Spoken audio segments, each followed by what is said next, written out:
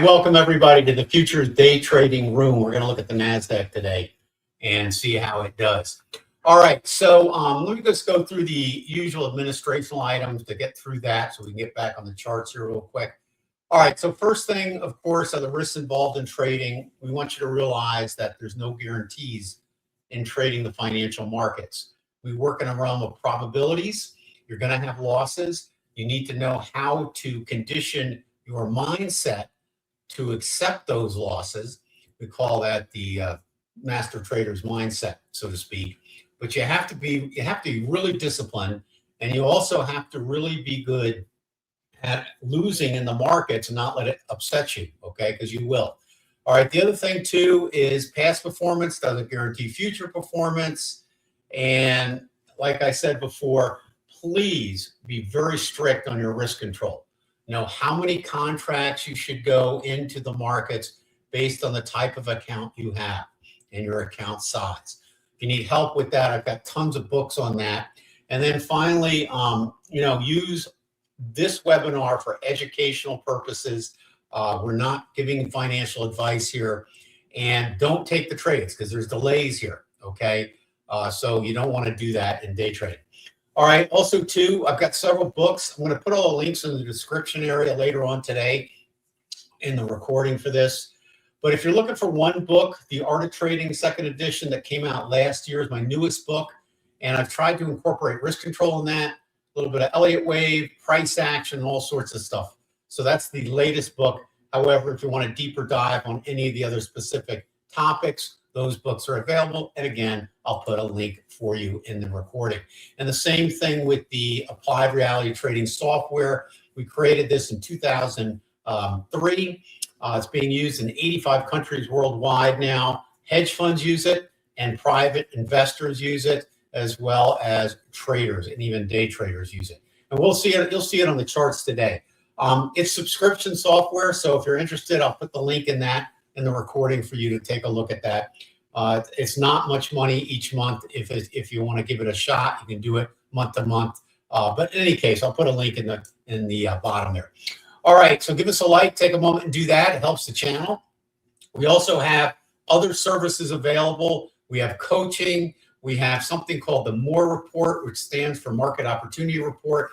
These are our stock picks and weekly update on the overall markets. We do a comprehensive, in-depth review of the NASDAQ, the Dow, S&P 500, Bitcoin. We go into real estate, all the good stuff, all right? So that is all available for you. And we also have a free live Saturday trading education workshop. We do it once a month. It's the second Saturday of each month, and it's at 1 p.m. So please join us when you get a chance. All right, so let me just come out of here. Let's jump into the charts here. I'm going to go full size on the charts so you can check it out. All right. Okay, so here we go. All right, let's just make sure you can hear me first. And excellent. Okay, so, all right, super, super. What is your first name, Stoic? Aura?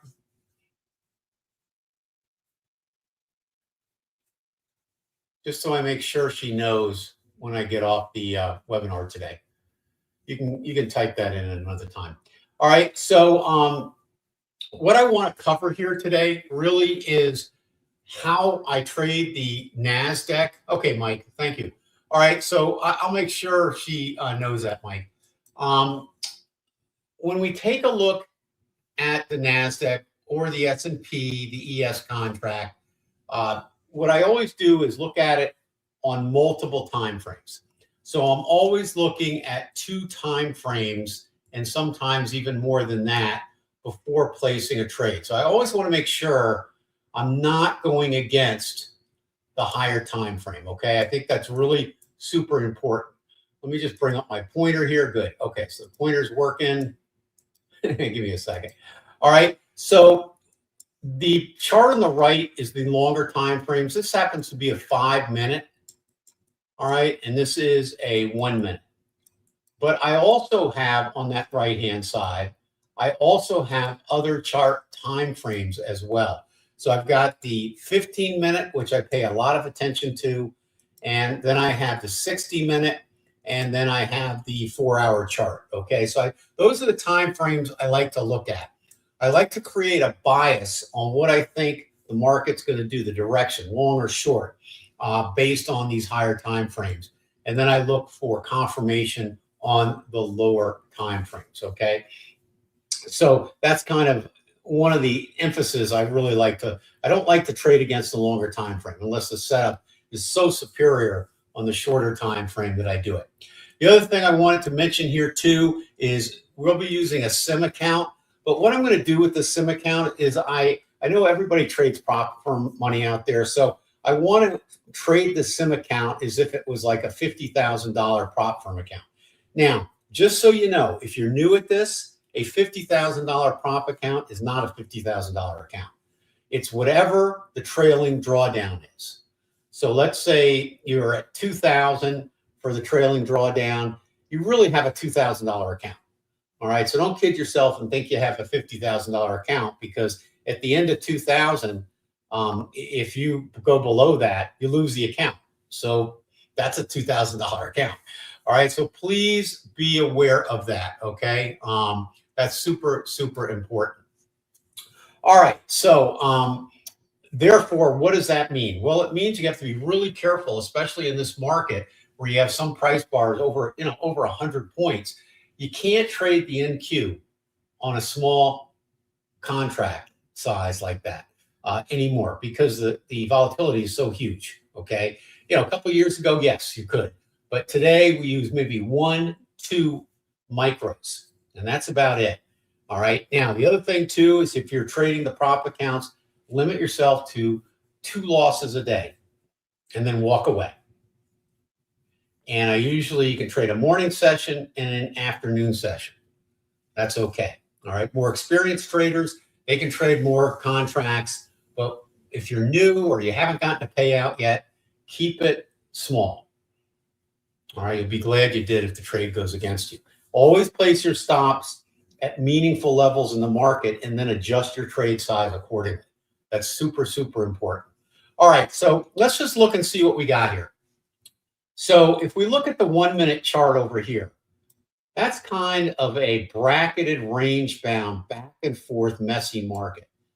This is an area where even if you traded the fair value gaps in here, all right, and we've done it before, you're not going to do well. Okay, you got to take very quick profits, and usually people are fading the tops and buying the bottoms, and it's just a whipsawing type of situation. So you kind of want to stay out of that. But if you look at the longer time frames, let's start with the 5-minute. So let's see what we've got here. Well, our indicator down here at the below is green. So that's indicating more of a probability of taking out this high than going much further down.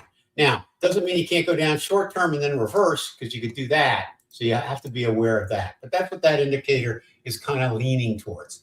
Again, fairly bracketed in here. All right. And these little green areas here and red areas, and you'll see them on both charts, those are fair value gaps. And that's a free indicator inside NinjaTrader. So you don't have to buy anything for that. My pyramids here is the art software. Okay. And that's looking at price action in pullbacks and also looking at the momentum going into that price action. So it's doing a couple things. And again, if you go to our website or click on the link that I'll put in the description below, if you're watching the recording, you can learn more about how that works and how much it costs. Okay. So you can check it out. All right. So that to me is not helping me much on the 5. Let's go to the longer 15-minute time frame. All right. So let's see what we've got here. Again, a green PTF, okay? We've got a pyramid trading point that has not been stopped out here, okay? So here's where the stop would be at the bottom of that. Whatever direction it's pointing, that's the direction of the trade. And if prices got over, which they did here, that would be a long trade with a stop under here. Or you could wait for prices to close above it. That's a personal thing that you can do or decide how you want to work that. All right, so that's kind of where we're at now. We're kind of in this area here. We've got a little bit of a baby fair value gap here, kind of being respected. But again, not much movement here, okay? Now, could it be very possible this entire Friday afternoon could be just a range? It's possible, but usually we get some type of algo movement around anytime after the 120 time frame and kicks in about 2, okay? So we'll pay attention for that. If you don't get anything much then we walk away. All right, the next time frame I look at is a 60-minute time frame.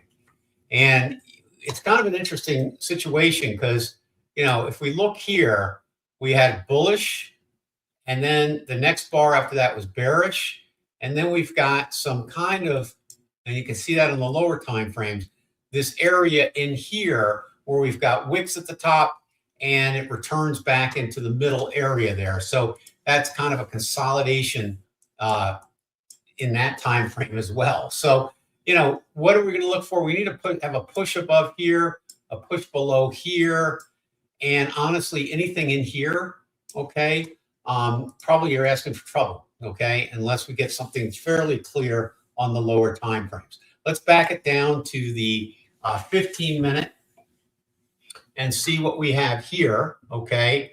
And let's just play a game here for a minute. Let's take a look at the 5-minute. If you were a retail trader and you were long right now, where would your stops be? Where would your stops be? Well, you might have some people with stops here, right? Or here, okay? And if you were short, where would your stops be? Probably here, right? And maybe some up here, but probably here, right? All right. So honestly, while the prices are in the middle, I don't want to do anything until one of those areas is taken out and then see the reaction after it's taken out.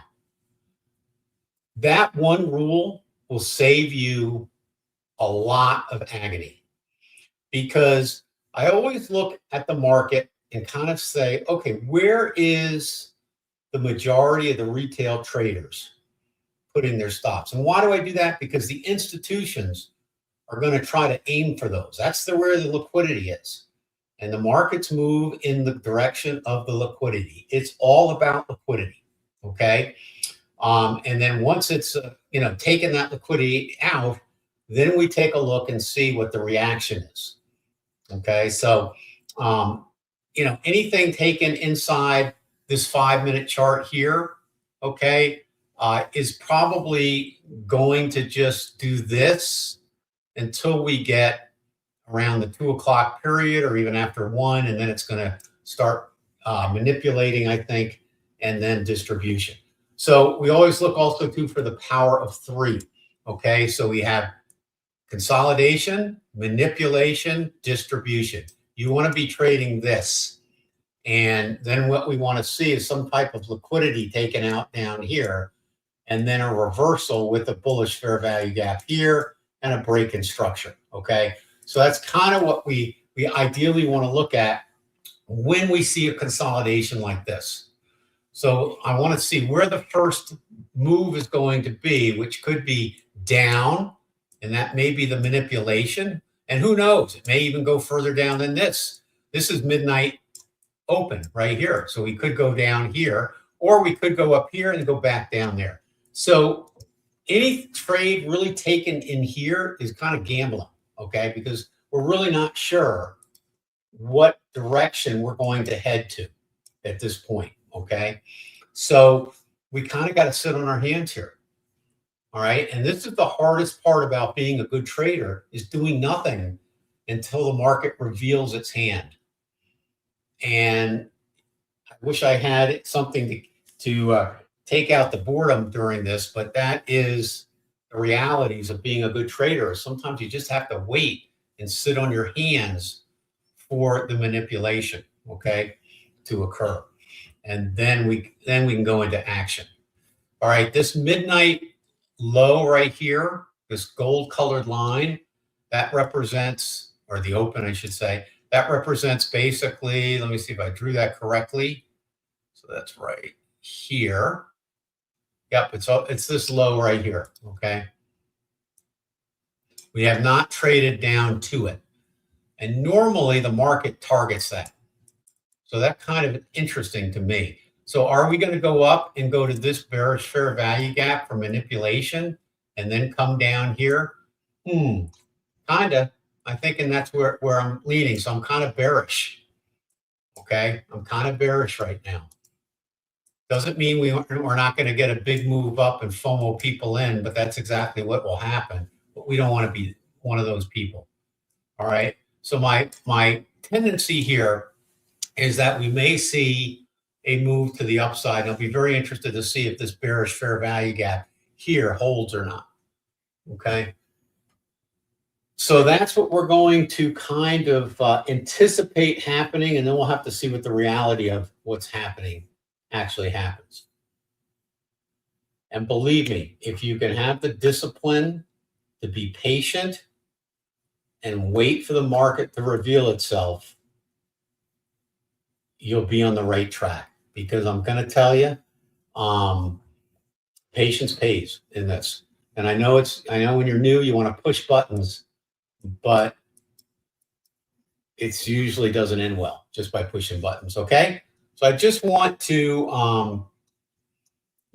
run that by you as a premise on kind of what we're looking to have happen. So remember, wherever you would put a stop here, that's probably an area that we got to keep an eye on that could be taken during the afternoon algos, okay? And the algos are basically the computerized systems that search for liquidity in the markets, okay?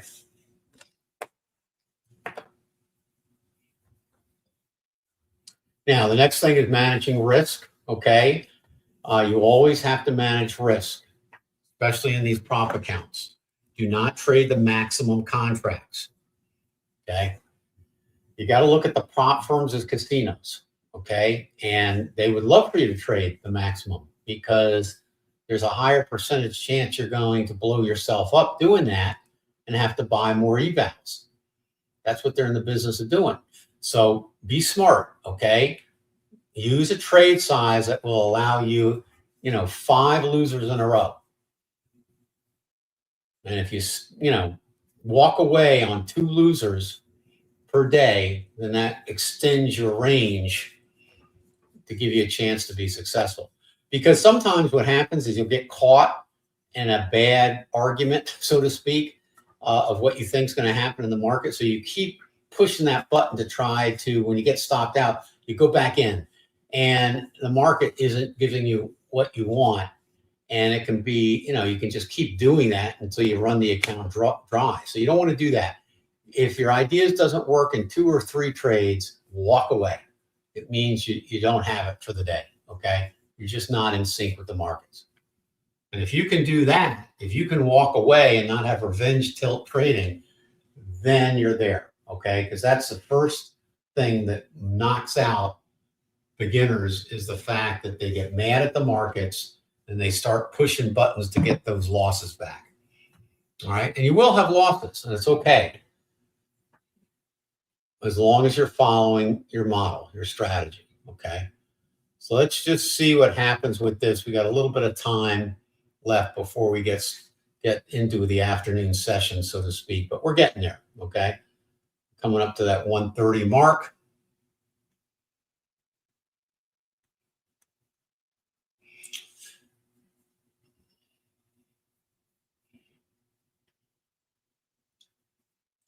Out of curiosity, let me know what you think the bias of the market is. Which do you think it's going to go up or down?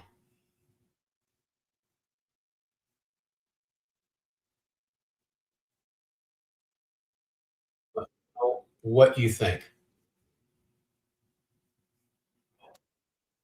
This is really here. I breached and I couldn't see it. Okay. So, well, there's also 2 types of scaling.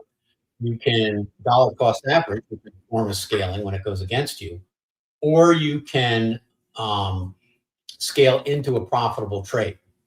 So there, and I think that's maybe what you're referring to. I'm not sure. Okay. But the idea here is that you got to always never exceed your max risk. Okay. So if you want to go in with 2 contracts and you go in with one and your stop loss allows you to go in with another and still maintain your risk, you're okay. Okay. You're okay. Okay. I'm getting a few bear markets thinking it's a bear market. We'll see. Okay. All right. So we're going to mute out a little bit. Let's just see what the market's going to do. It's heading down a little bit now. It's going to manipulate this area down here. And then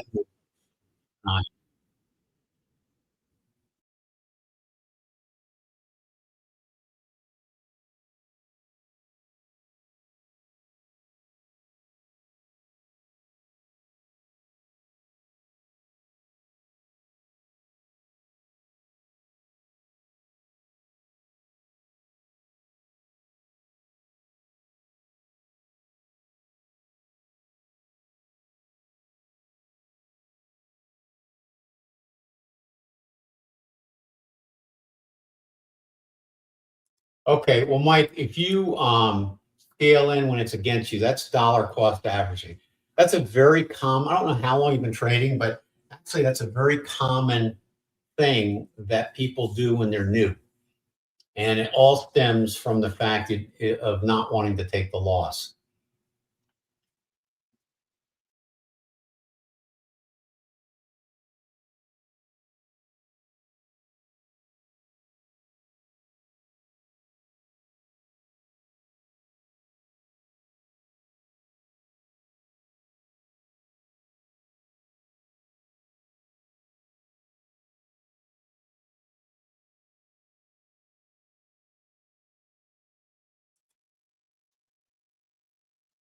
Okay, so you've been at it for 6 months. Okay, good.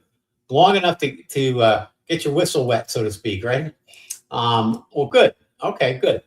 But dollar cost averaging, here's the thing with dollar cost averaging. It works until it doesn't. Okay. Bottom line is you'll have some pretty good days, but then it only takes one day of getting wiped out. And again, with these prop accounts, you get on the wrong side of a trade and DCN and the trend doesn't change on you, you're done.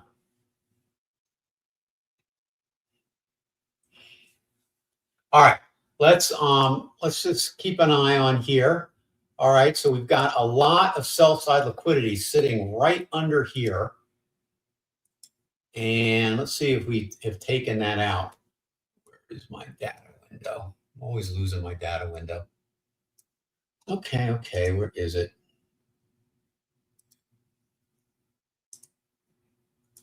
There it is. Okay. All right, now stay there. Okay, so let's see what we got for a low here. 56. We got 55 and 3/4. Didn't quite go below it. So I still think it may gnaw down. Now, could this be manipulation here? It could be. All right. Let's see what the reaction is once we hit these areas and we head up from here.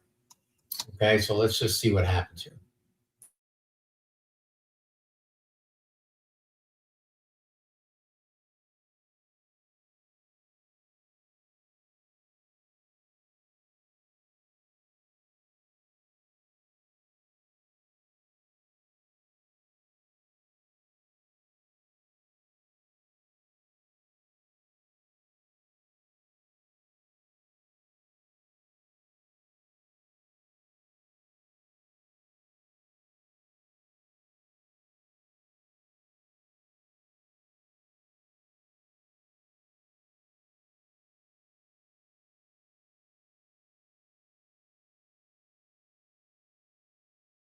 Okay. Just so you know, I'm bearish. Okay. Because I think we're going to go down to this midnight low and take out some of these lows here and here.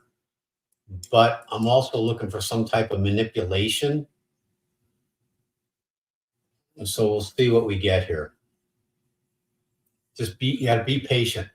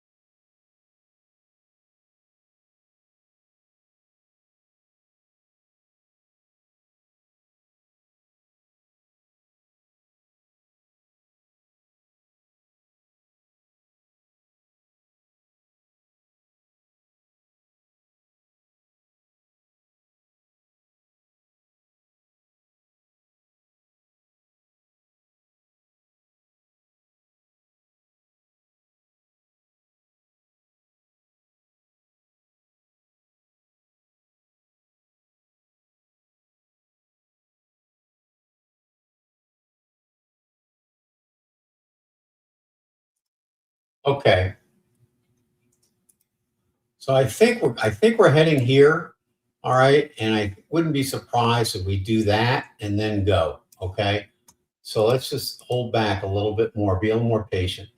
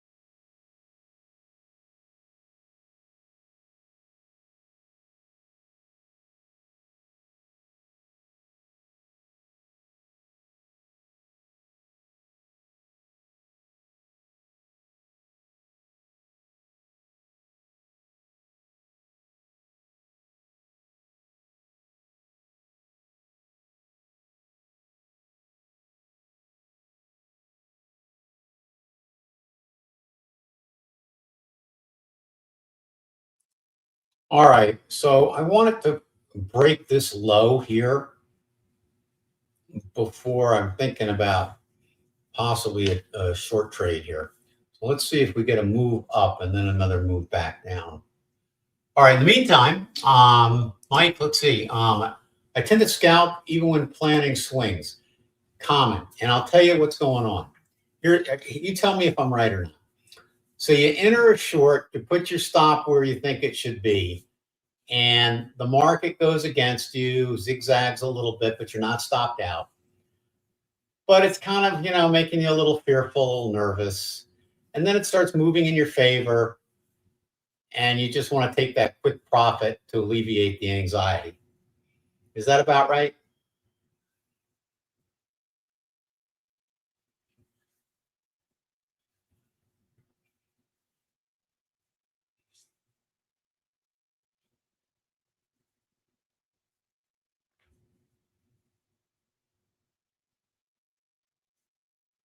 Okay, explain to me what happens with you.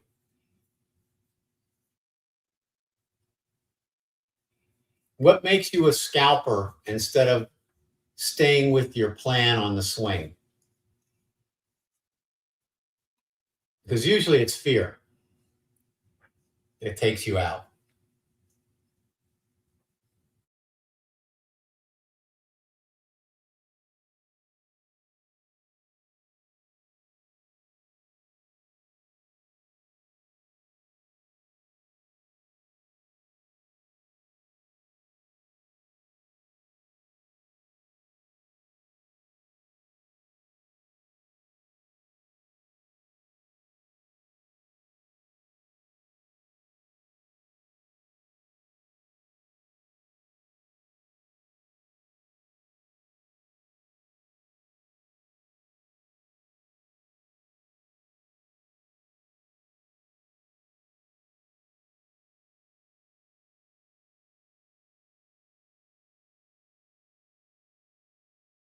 Okay, well, that's still kind of fear based. Okay.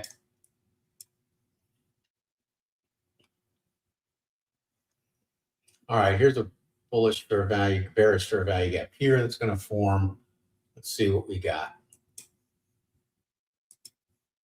Now, I'm anticipating trade size will be roughly for a $50,000 prop account with a $2,000 trailing drawdown. So let's see what we got here. I'm looking for it to take out this bottom here, and then I think it's going to midnight low down here. Okay, we'll put a partial somewhere in here, but let's just see what happens.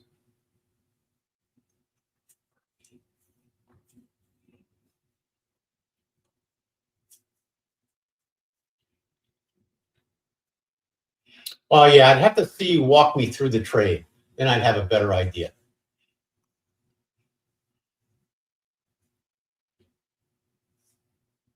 Now, if you said you were a scalper, that would be a different thing. But if you're trying to be more of a swing trader, then that, and you're getting out not according to your strategy, then you got to ask yourself why. Okay, there we go. Boom. Below there, let's see what we got.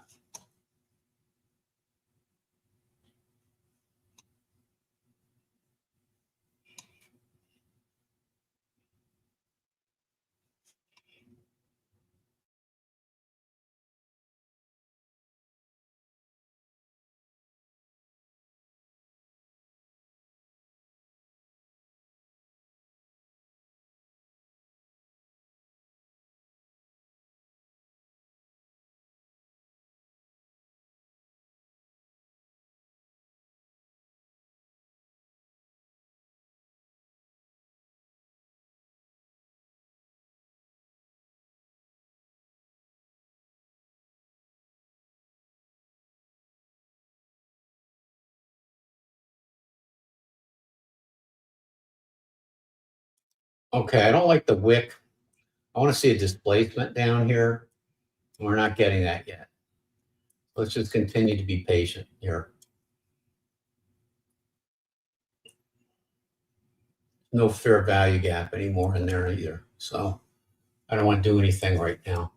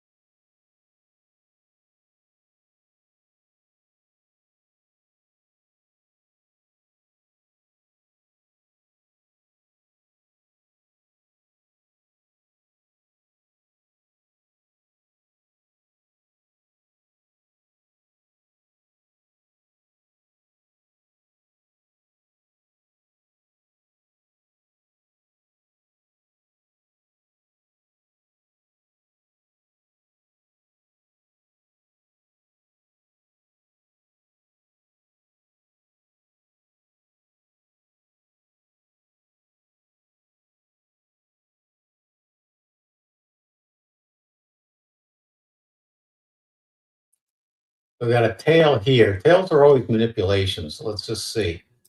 If we're going to get a big move up, we need a bullish fair value gap here. for institutional order flow, and we need to take out this high at a minimum. Let's just be patient here and see.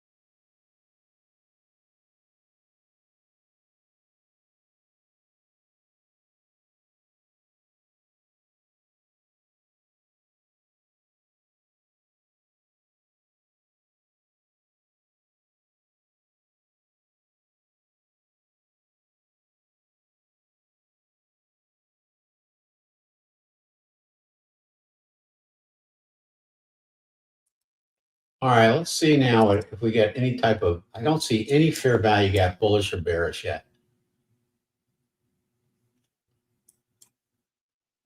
I'm not doing anything yet.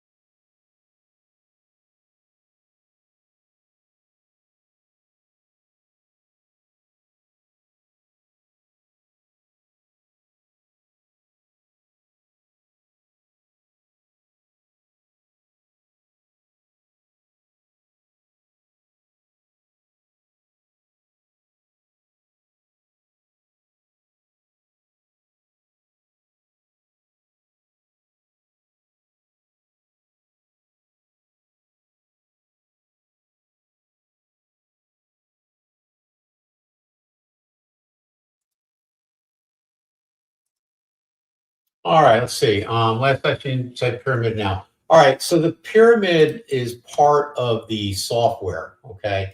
That's these little triangles here, okay? We use those for entries and we use them for stop losses. And when new ones form, we move the stops down like that, right? That's kind of what that means. And then the owl here is a measure of momentum, okay? And so it's currently red. It's a little overextended too. But yeah, so that's what that is. And here's a pyramid forming that's blue, okay?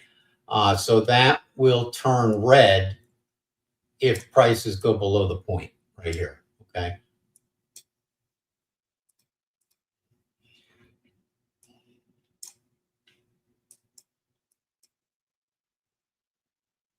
This is the 20 SMA, okay, right here.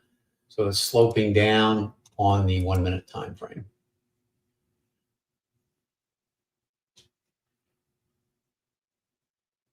All right, looks like we're moving towards that point, which is kind of what I was thinking.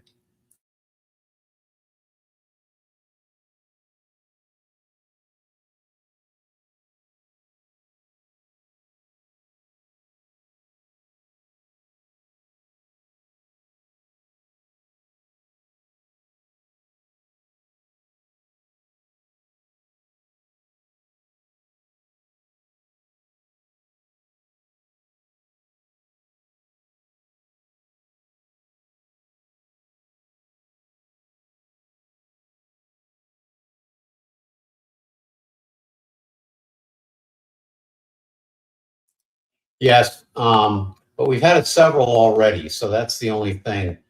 This trend down is a little extended, so this is not kind of the best place to get in it, but I still think my bias is down here. So I think the trend is going to accelerate pretty soon, but we'll see.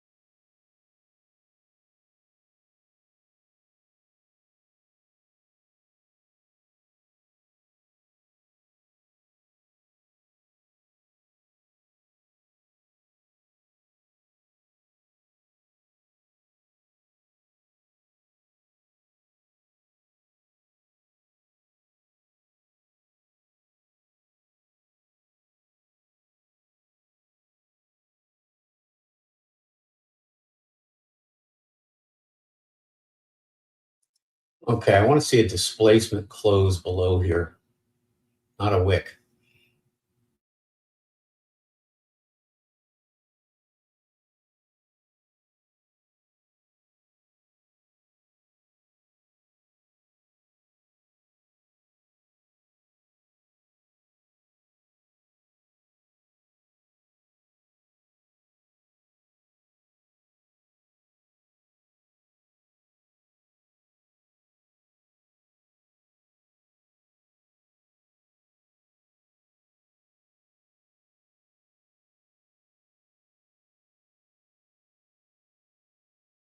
Okay, let's see if we can hold this inefficiency. Let's see if we can get this as a bearish fair value gap after the close of this price bar, because that's what I'm looking for.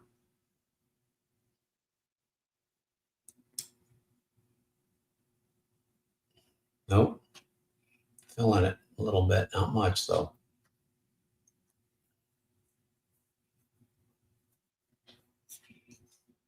Okay, like that. Bullish reversal bar entry now.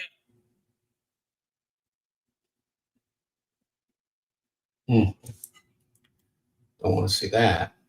I want to see a rejection of that. There you go.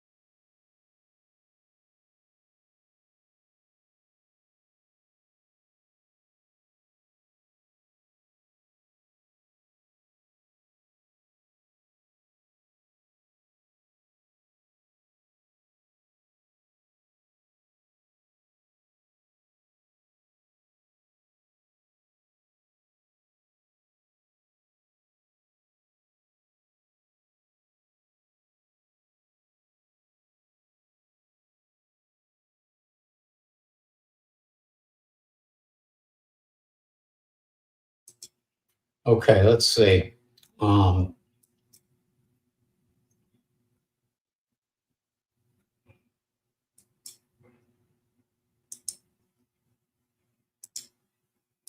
submitted.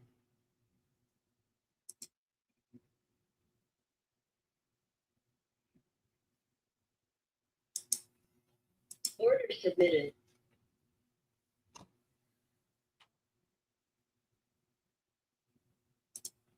Okay, let me answer your questions here. Okay, so we're getting below these areas here, and we're at the bottom of this order block. So a little bit of a risky trade, but I kind of like the persistence of it heading down. So we'll see what happens with that. Trading point exit. Now. We can always shift our bias later on.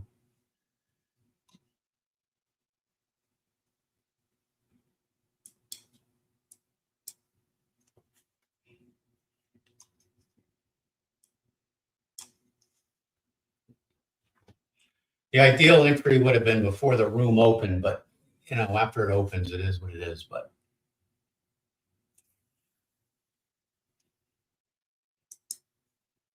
Order submitted. I'm still targeting those lower areas there.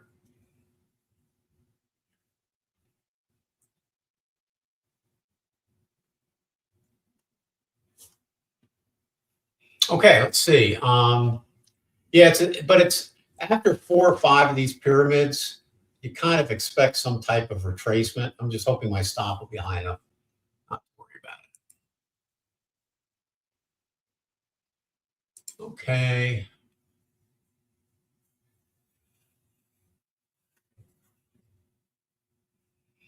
Yeah, you keep working on it. I mean, you know, this trade could fail.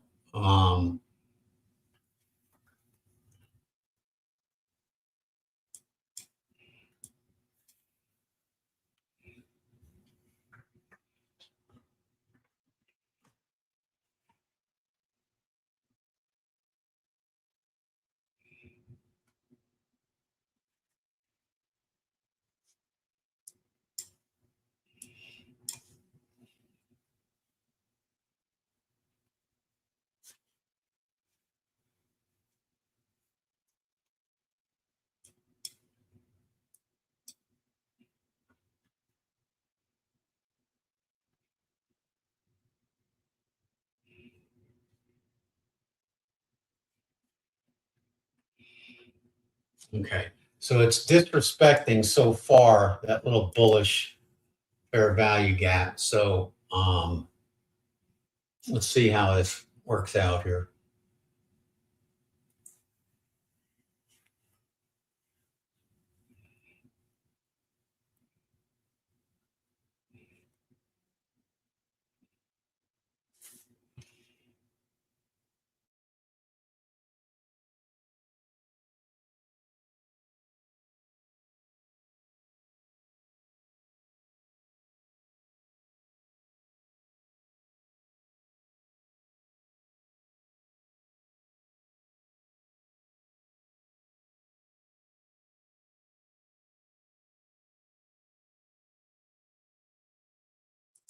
The only thing, it has to disrespect this 5-minute bullish fair value gap. So that's the only thing we need to break through here on the right-hand side.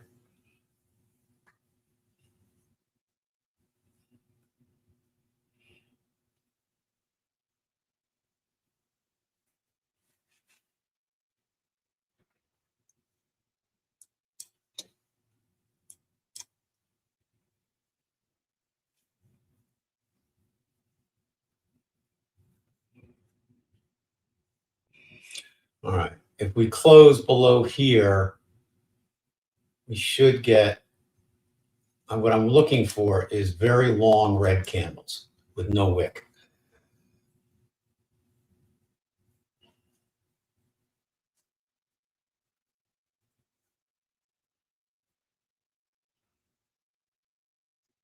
All right, so we have a bearish fair value gap that formed here.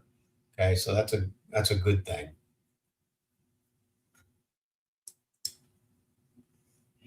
All right, now we're at the 5-minute bullish fair value gap. So I'm hoping we'll get a displacement below that. And if we do, that increases the probabilities of my target. But we'll see.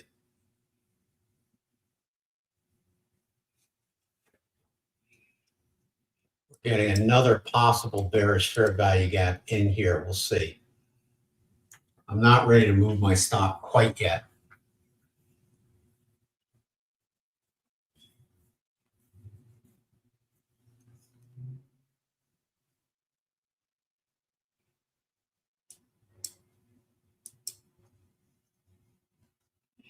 Okay, that's good.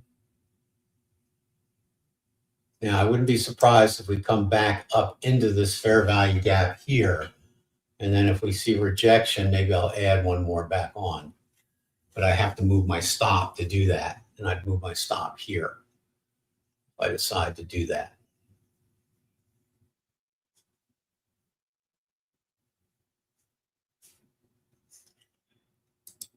And you're right.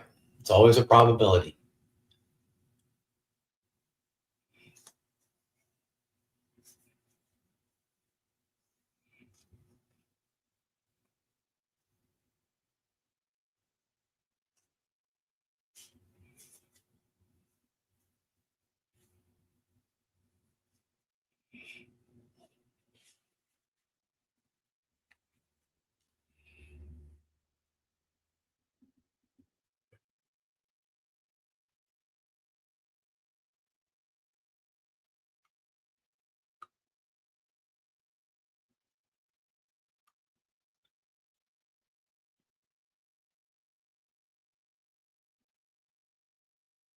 There you go. That's what I want to see. Big, big candle. Come on. But I want to see it close big. See, it's rejecting the 15-minute fair value gap, 5-minute fair value gap over here so far. Okay. We have nothing over here to stop us. So I'm kind of thinking we should go on down from here.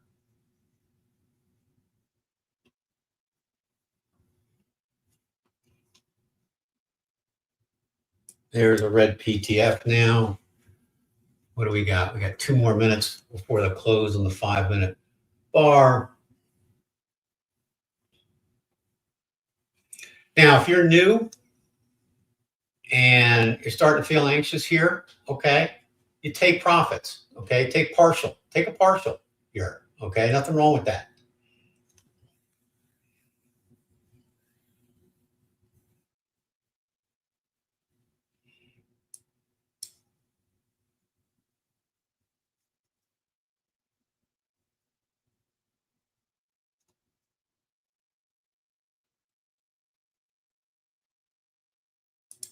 Cut risk, I'm coming down here.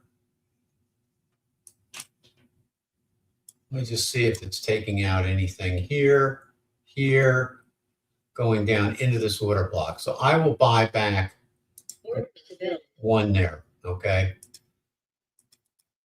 And the reason I'm doing that is because we're at the order block. Right here. And sometimes you get a reversal there, okay? We'll keep the rest of the position on. So that was a partial. So that was 335, 20 points. Okay, so now we just keep the others on there.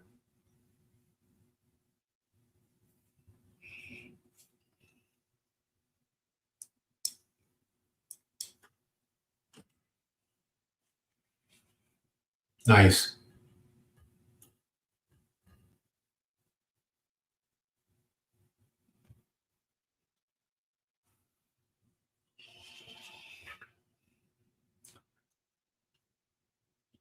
Okay, now if we breach this here,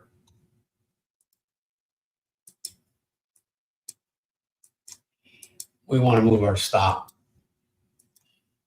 to break even, if not a little bit of profit there. What I'm waiting for is a pullback and then another shift down to at the stop loss level. We're going right down now.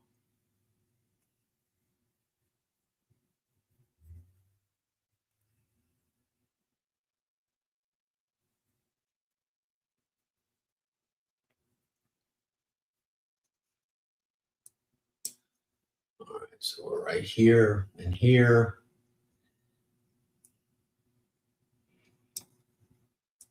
Okay, so we should see a reversal back up to the upside. And this should be manipulation to the upside. Probably go as high as almost our entry, and then we should see it come back down. I may add short the one I sold if we get up that high. Have to wait and see. Bullish reversal bar entry now. Okay, so here we come up. Now, we didn't take out any equity here. Once we went past the order block, notice we got rejection off that, which is why I sometimes you get rejection earlier, but I'm anticipating at least taking this out after we get this pull up here. We got red PTFs, which is this indicator, and that is a 75% probability indicating that eventually you should have more lows. So that's one of our indicators, great indicator. It kind of can keep you in a trade when you're not sure. But there's no reason not to be short here.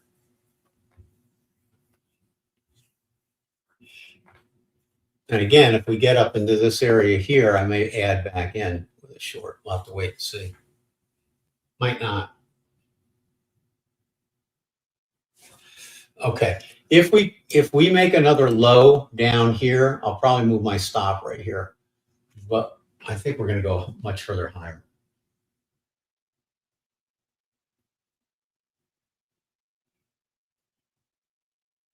One of the things, if you're going to do this type of trading, this is not really scalping.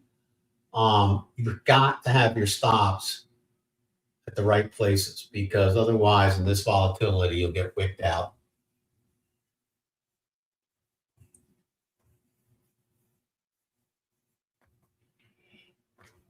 Pyramids have a short, the PTF stays short, the owl stays short, and the bearish fair value gaps should act as resistance levels as it comes back up. So if you're going to trade in this manner, you have to be willing to give back some of your profits in order to reach your objective. And that's hard to do. Okay, let's see where we're going with this.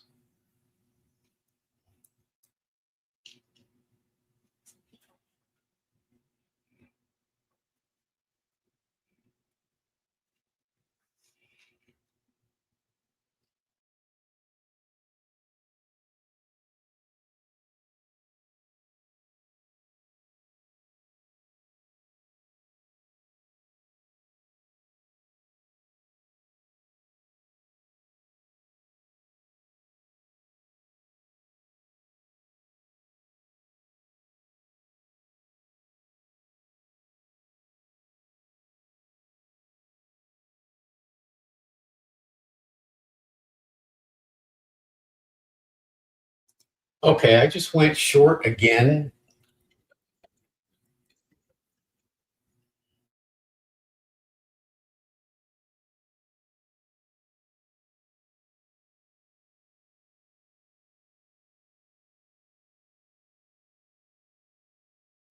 Okay, so let's see what happens with this.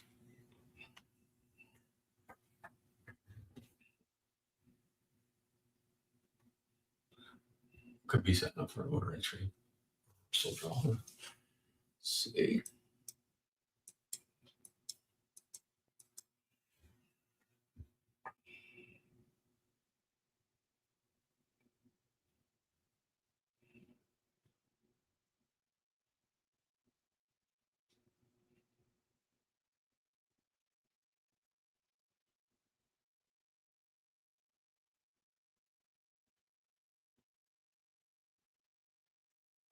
All right, we should get rejection soon.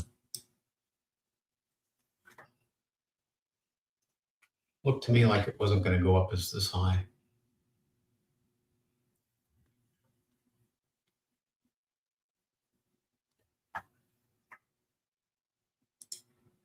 Order submitted.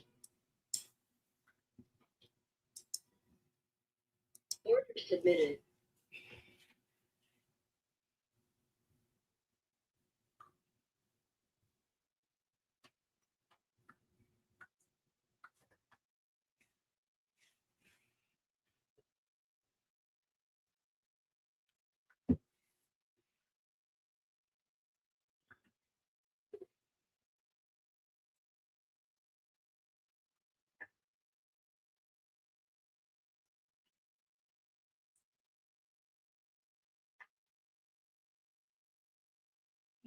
All right, so if we get a sell off from here, then our stop will go whatever the high is over here. But until then, we got to stop right where it should be for right now. Now, it'll be interesting to see. We're getting rejection off the 5-minute fair value gap.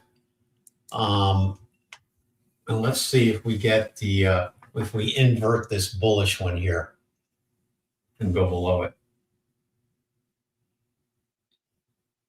If it keeps going higher, that's not what I want to see.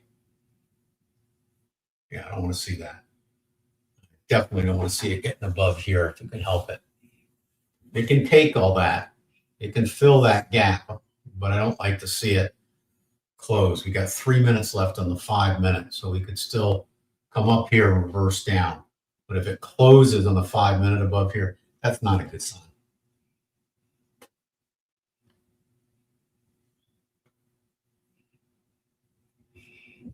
I added on to this a little too early. I thought we were hitting this area here.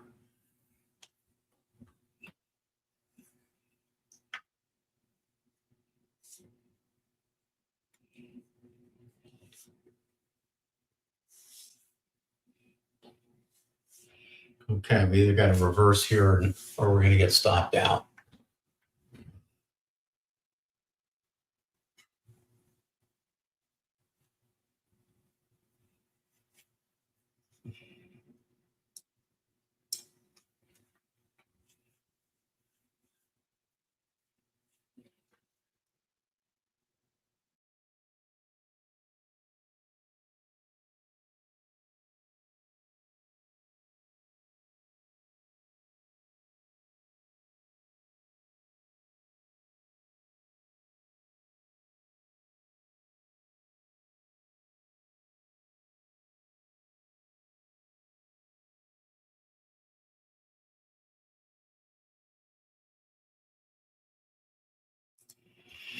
Okay, we got a bullish fair value gap here. Let's see if we can respect it or not. I'm hoping we won't.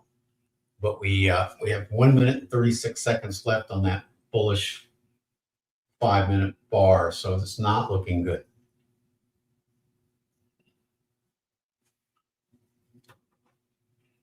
But it's still good reverse. Anything's possible.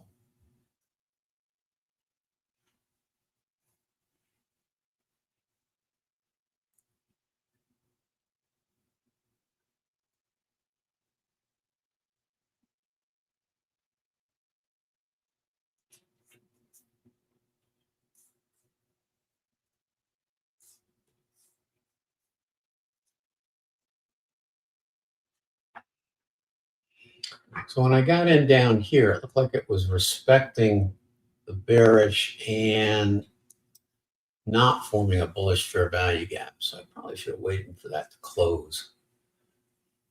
To journal that.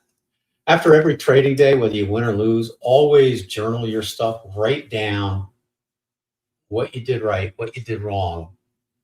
And that way it becomes cemented in over time. When you do that, becomes cemented into your mind of the things you do wrong and the things you do right. And you can then work on the things that you need to work on.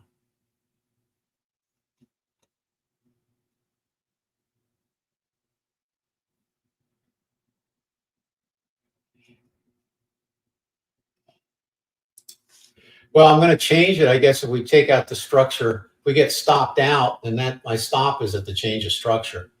So that's going to be it.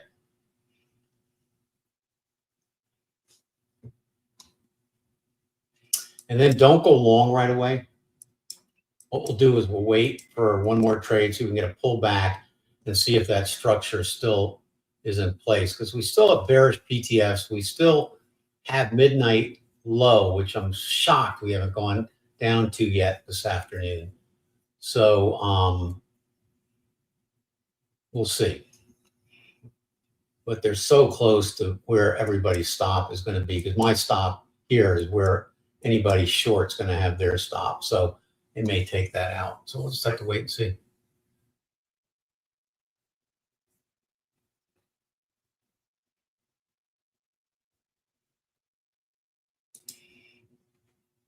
Well, you certainly could do that. 50% pullback is fine. And then what you do is journal that and see if it works out more often than not. That's how you build your data.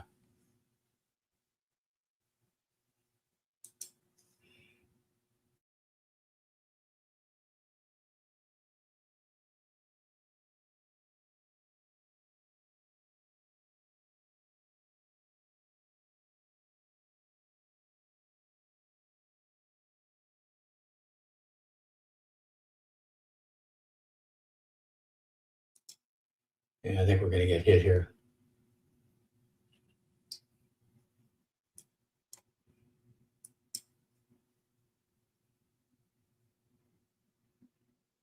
Order filled. Order canceled. Order canceled.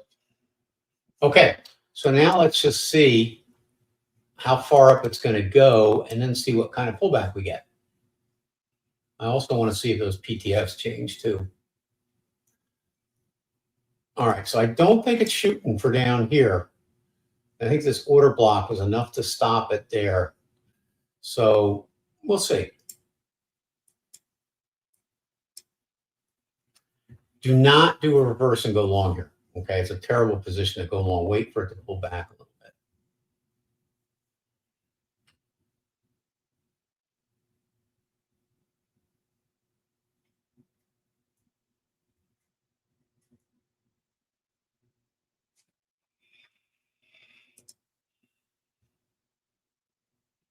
No, you're good. You're good.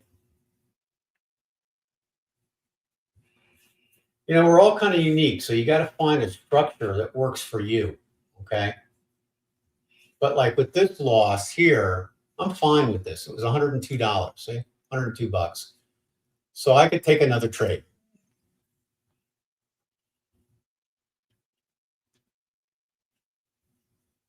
Bearish reversal bar entry. Now, Okay, so now let's see what happens. I'd like it to come down quite a bit more and see what it does when it gets down to here.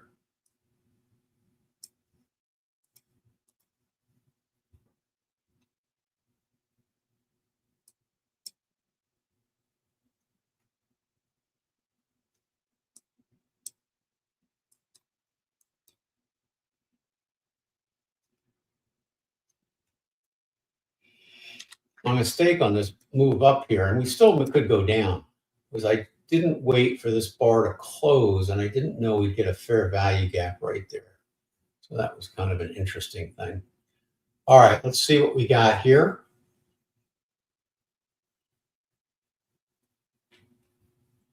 All right, we're disrespecting this little fair value gap.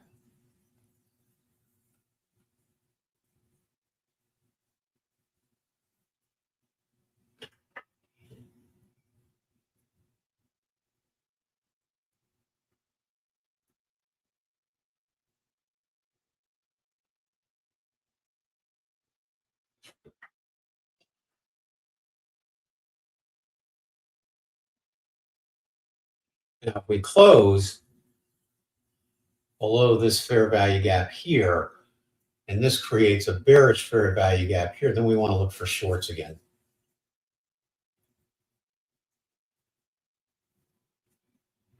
So the thing is that one more stop out and I call it a day. Okay, my discipline is 2 losses in one day. And believe me, the afternoon session is much harder than the morning session.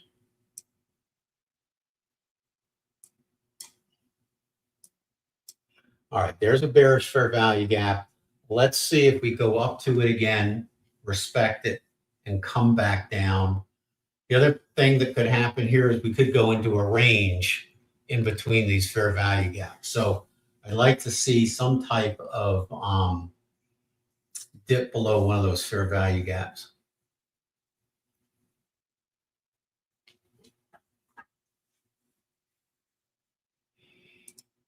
Yeah, you'll get there. Just show up every day. That's the thing. Just you will get there. But journal everything. Then you'll find what's working and what's not.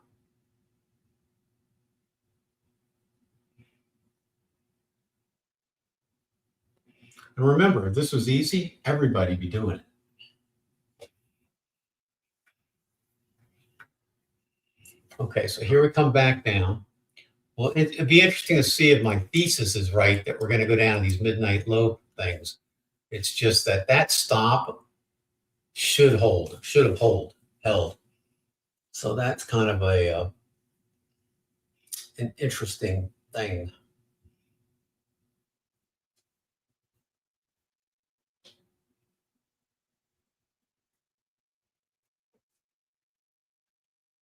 All right, so now we're coming down into this bullish fair value gap.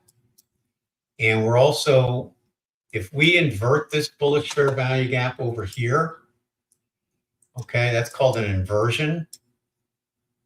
We close below that. We got to be patient, wait another couple minutes here. But if we can close below that, then we're probably going down.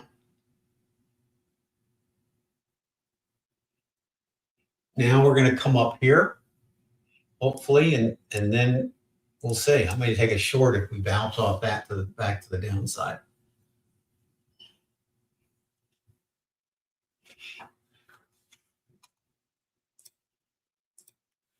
Okay, 2 minutes and 41 seconds. Let's see what happens. Got to have a body below that bullish fair value gap.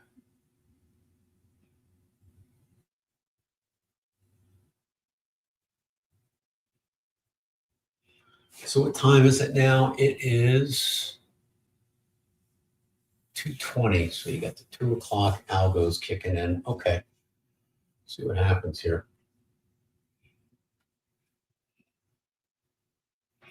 Now, here's why I limit myself to 2 trades. If this goes into a range and we go short and it's not going down, it will stop us out again. And then I'm done. Okay. Because that means that this is possibly a range and that's all we're going to get. Plus, I've reached my 2 stop limits. Well, that is it. Just don't quit. I know a lot of people fail at this, but most of them quit. It's hard work. And it can take years. Okay, here we go. So we're respecting that. Let's see what happens with this now. We got 1 minute and 18 seconds left on that 5-minute bar.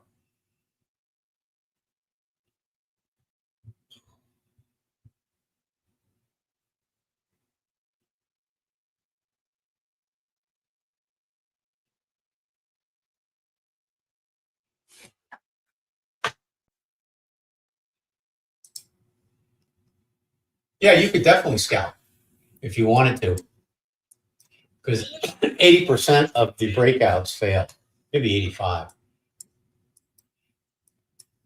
I'm just not 100% sure we're in a range yet. I'll know in a little bit.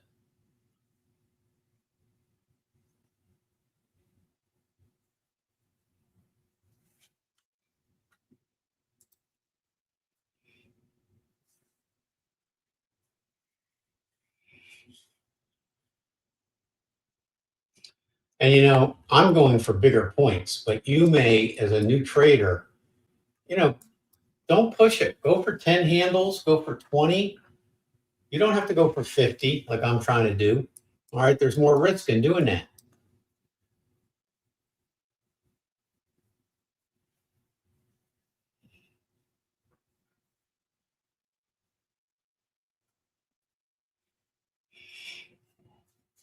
If you're going to scalp and you're going all in and all out, and you're going to do it with 10 micros, you got to just do it with 1 NQ. Commissions are much more in your favor with that. But you got to be careful because your scalp's got to have count on 4 losses in a row, not blowing your account out. Maybe even 5.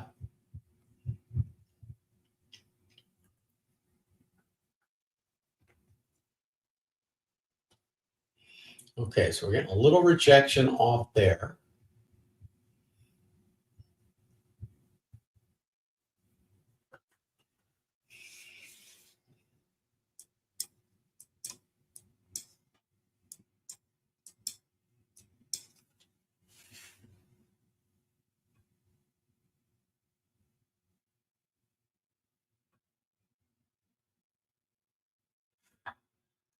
Now, if we close above these bearish fair value gaps, I'm going long. Okay.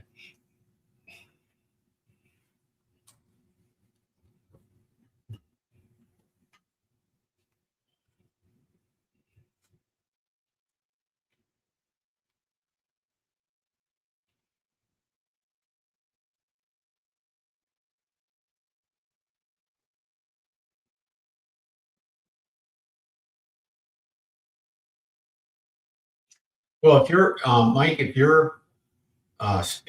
you like the fading the ranges and scalping that, become an expert at that. You know, Al Brooks, I don't know if you know him, but he does a lot of price action, and he's got people that do just that. They become masters at just that. So focus on that.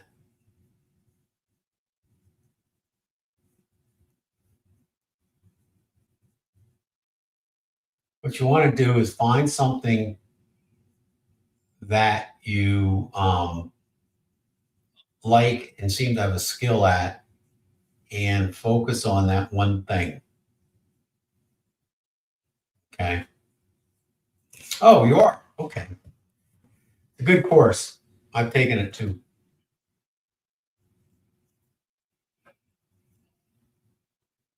Okay, so here we move up here.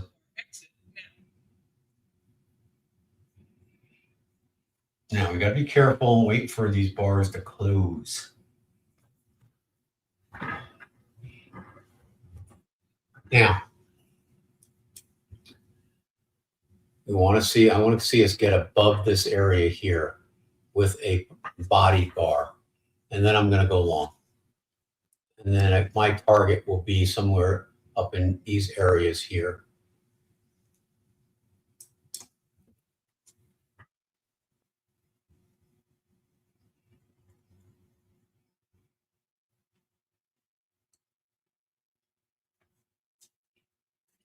And this is an 1, 2, 3 push. So the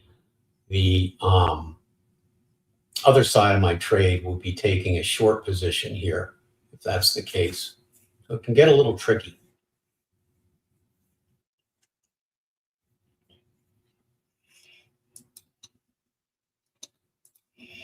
So there'll be an A, B, C, and then down. Okay, that's a possibility. Or an A, B, C, and then keep going up.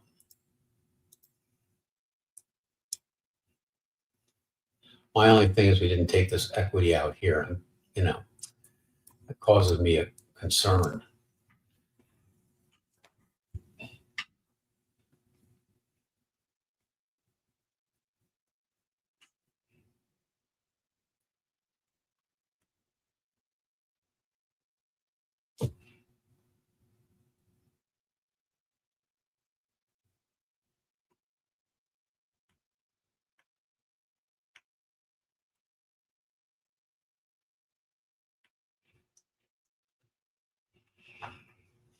Okay, here we go. Let's see how we do here.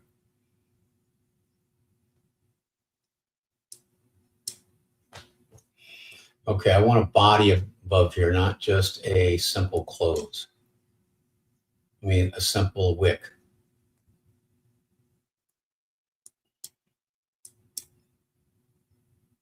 Pyramid's going to turn green if that's the case.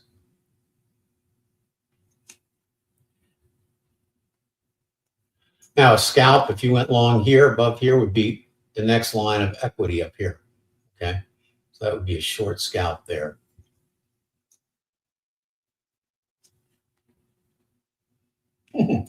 Still didn't take the top of that. Unbelievable.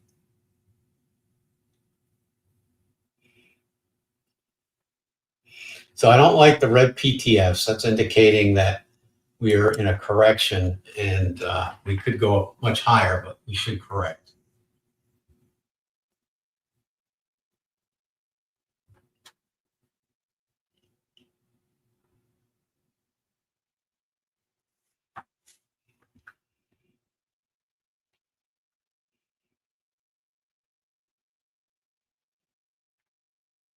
And according to the 5-minute chart, there we go. We don't have much action there. Let's see how this candle bar ends here. So that's kind of good. That's looking bullish up to about 376. So that's pretty high. Okay.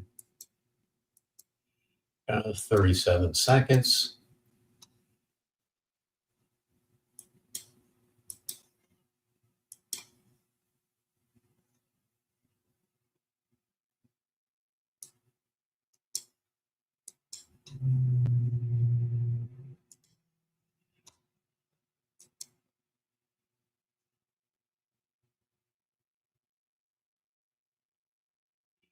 Okay, the risk if this bar gets too far along is that your trade position entering is pretty bad.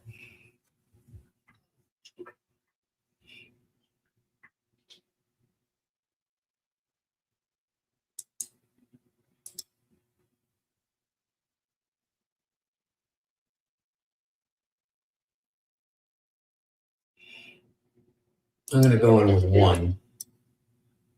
Let's see what we can do here in case it corrects a bit more.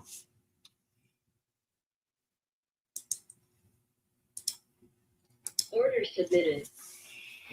So I normally go in with more, but it leaves me the option of scaling in if it pulls back further. And yet at the same time, it gives me still some position if we take out the top.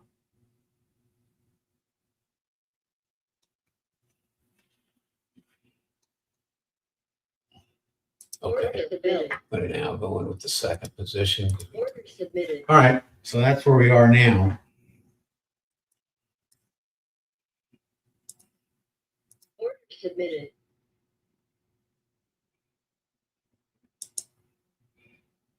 Order submitted. Okay, so I put targets at the top of these highs here, which if it's going to go up there, it'll go up there.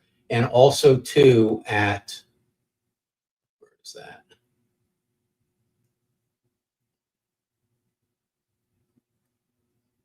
At this high here, just before it, right in the order block.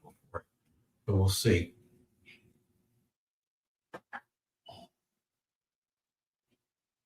Okay, let's see. I like the idea of going. Yeah, that's fine. You see these little 1Bs and 2Bs like this? These are scalping signals. We haven't used those today. Maybe next week I'll use those. But these are reversals. So when we get those, you can scalp, and the risk is really good because you put your stop on the other side of the candle. All right, does your software have instruction? Absolutely. Oh yeah, we have tons of videos.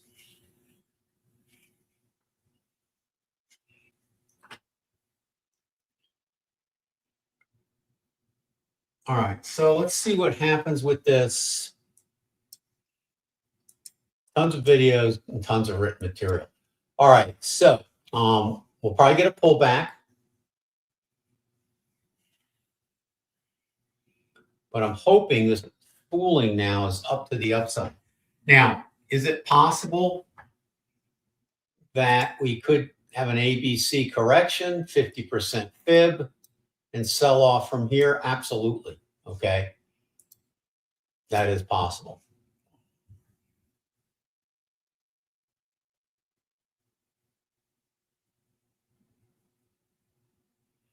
But we rejected this.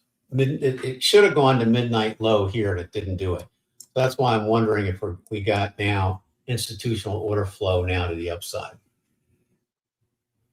And so we'll see.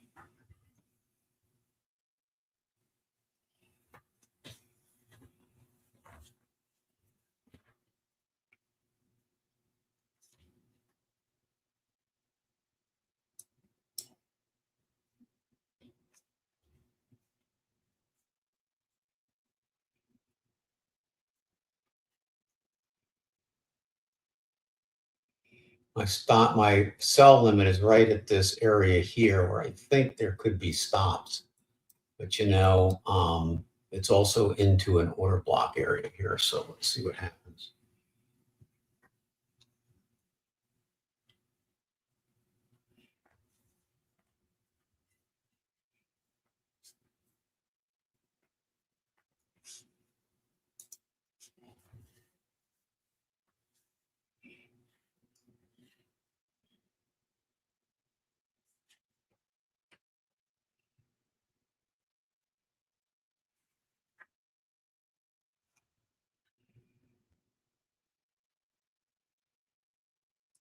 See, I don't like that wick there.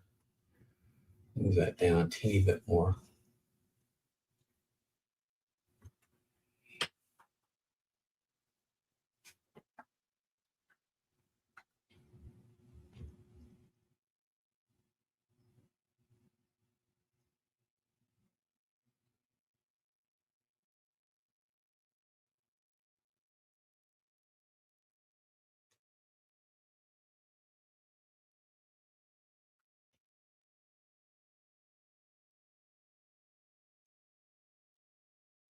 All right, I'll hold it since we have a new fair value gap under here.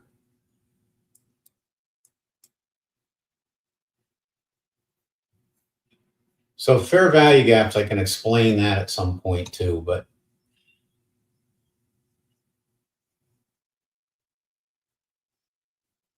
I'm going to sell in here, get rid of that. So when I'm 1 point or 2 points away and I see hesitation like I just did, why risk a lot of downside for $4? All right, let's move this stop up under here right now.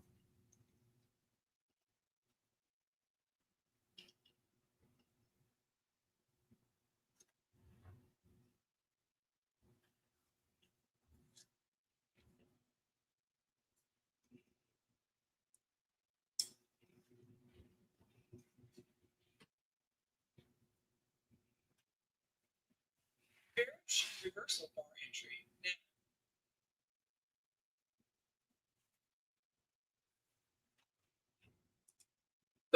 I'm sure you do. Okay, so now we came down to this bullish fair value gap here. And let's see if we reject that.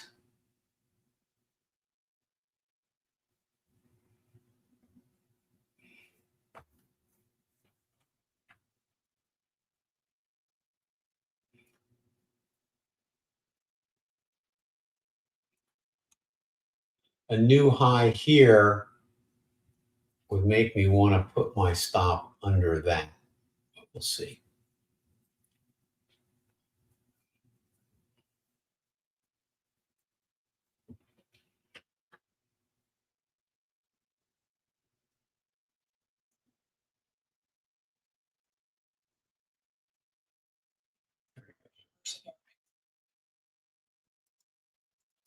There.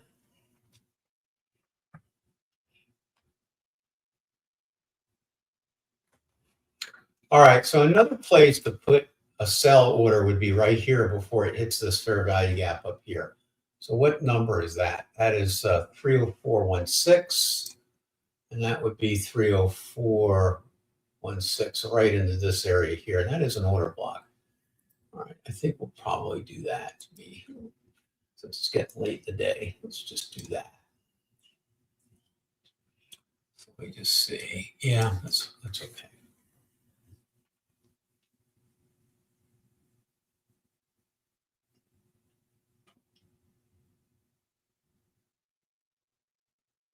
We got to get above this candle here, okay?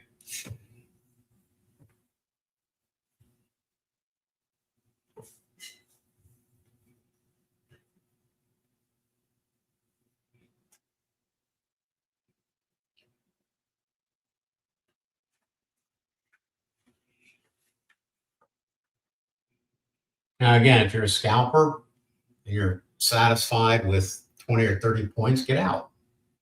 You don't have to stay in this.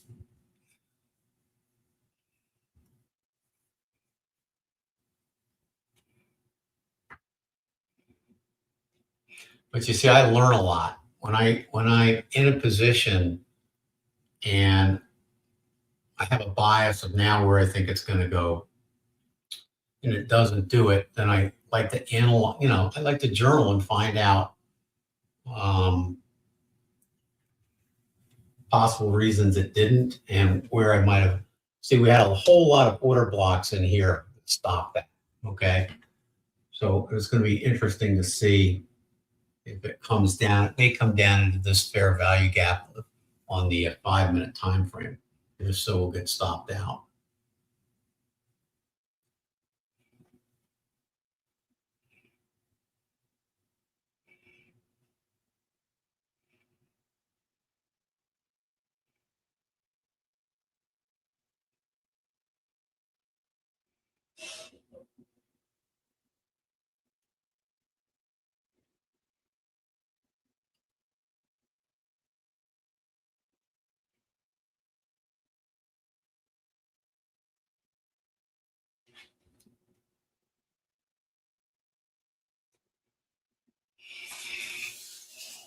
Okay, probably going to get stopped out here because that's kind of a fair sequence right there.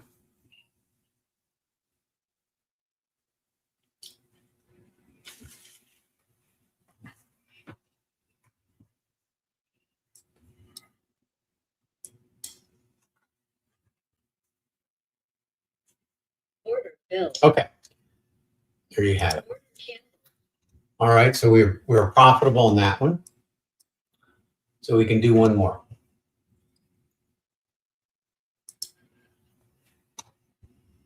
Well, I started scalping too, and that's kind of, I kind of got away with that.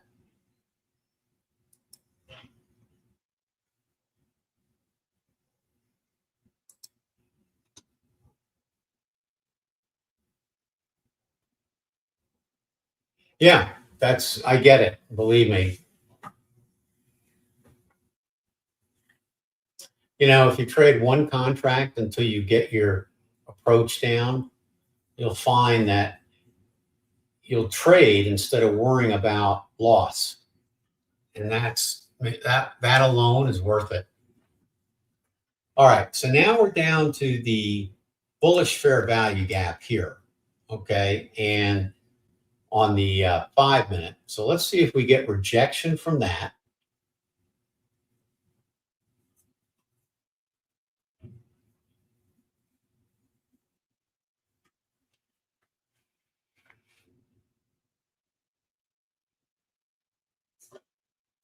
This is a great example. So I think I had moved my stop. I think my, not stop, my partial take profit, I think was right there, right? Close to it anyway. And, when we were here, if you miss it by a tick, on a 1 micro, what is that? Just a few bucks, right? Why give away, $50 for $1? So sometimes when it gets real close and I see it starting to hesitate, I'll just go ahead and get out of that one.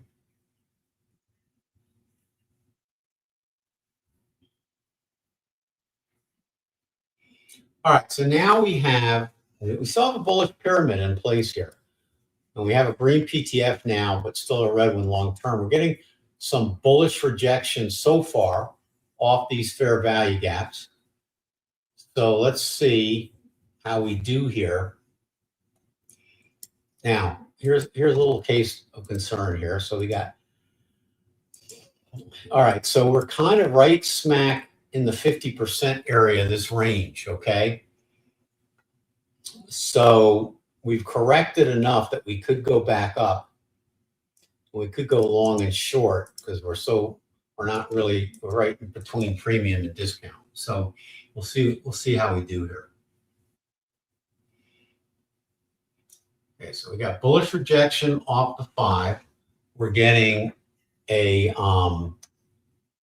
bullishness here. Let's see how we do on these little 1 minute fair value gaps here. Let me see the 15. 15. Ooh, we didn't quite close over that. So this bar's got 5 minutes on the 15. Oh, okay, that's kind of interesting. See if we close above it or not.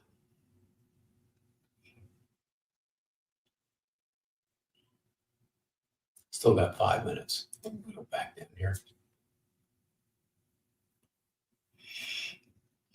We may go right back up into this area, 415 area. What's that? 415, that's this area here. Okay, so we inverted that.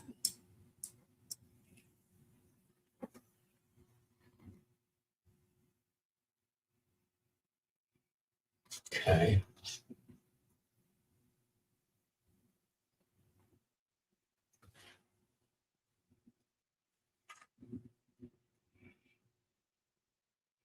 We got 25 seconds left on this candle in the 1 minute.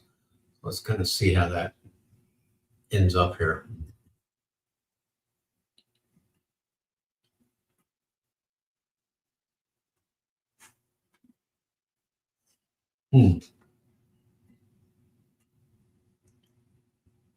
Okay. There's another possible pyramid coming into play. So If this gets hit, then our stop could move from here to here. Be a break-even trade then.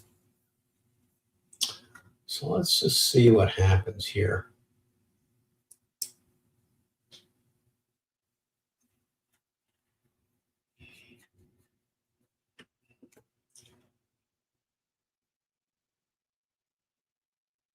Now, if we go below the low of this pyramid here, before it turns green, because right now it's blue, it's called an unconfirmed, potentially developing pyramid. But if it goes below here, prices go below here before going on top, then that will, of course, void it out.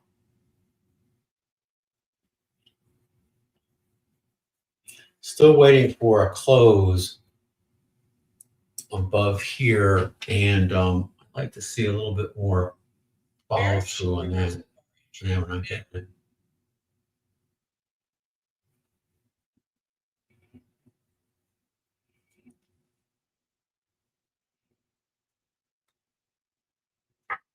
So I wouldn't go short until we invert this 15-minute fair value gap.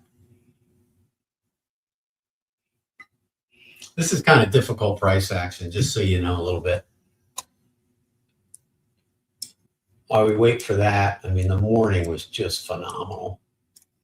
So you had really, believe it or not, this was accumulation, and this whole leg was manipulation. And then the short was actually right here, okay? And the take profit was down here. And that was a great trade. So 9:30, I usually never take the first initial move. I always count that as manipulation. And then I wait for fair value gaps to put me in, and even pyramids to put me into the downside. All right, afternoon session, you can range, it's a little more difficult. Yeah, and it's very easy to get stuck in these ranges too.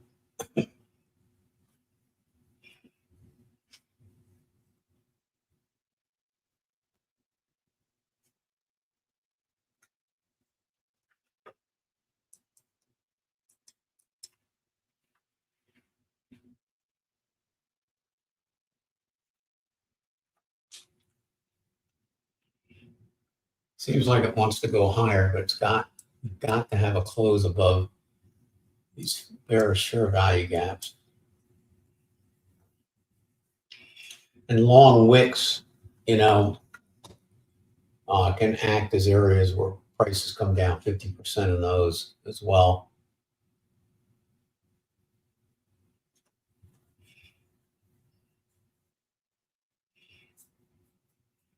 It's kind of getting messy.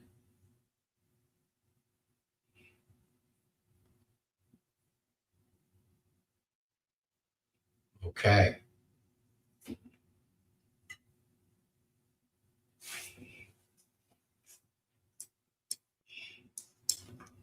This very well could be a 50% retracement and a sell-off now. I'll have to wait and see on that.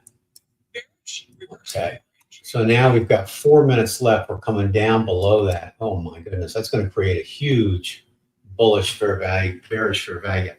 So the only thing you got to be careful about here is that sometimes when you get a really big move like this, all right, they're clearing out all the stops and getting ready to take it up there. Other times, all right, creates a bearish fair value gap. Prices come up here and then go down. So it can be a little tricky, but that's huge. And if that closes below there, that's a big deal.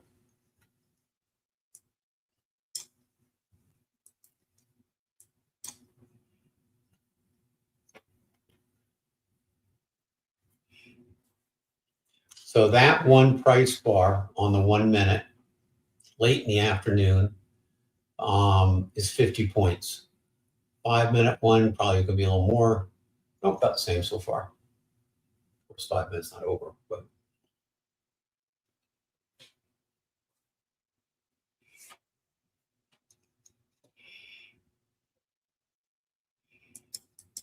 okay. So let's see what we got here.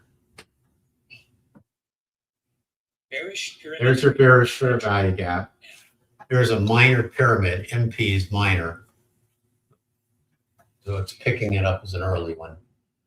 Right, so let's see how we do. Let's see if we get how far in on this bearish fair value gap we have. We have momentum turning red now. We still got a green PTF.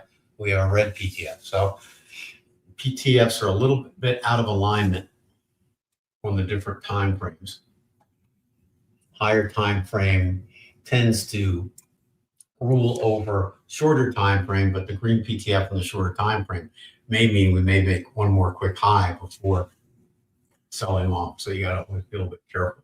But that is a huge bearish fair value gap. All right, so we got 2 minutes and 13 seconds left on the 5 minute. The close is coming back inside the fair value gap. I'm still anxious to see how that's going to close on the 15 minute. Let's go over here is the 15 minute with 11 minutes still left to go there as well. We did close above that. So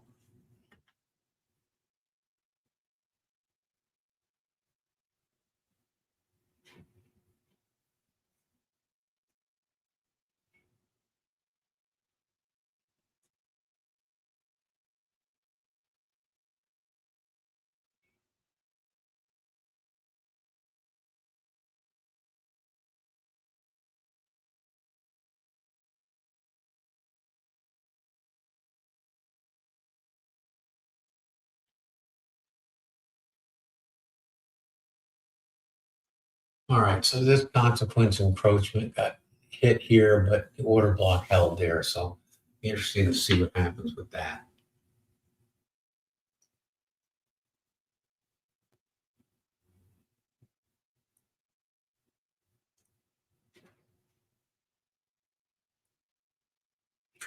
Okay, so we took out this candle here, which on the 5 minute is a change in state of delivery. So I'm going to take a short if we can get back up into the middle of this bearish fair value gap.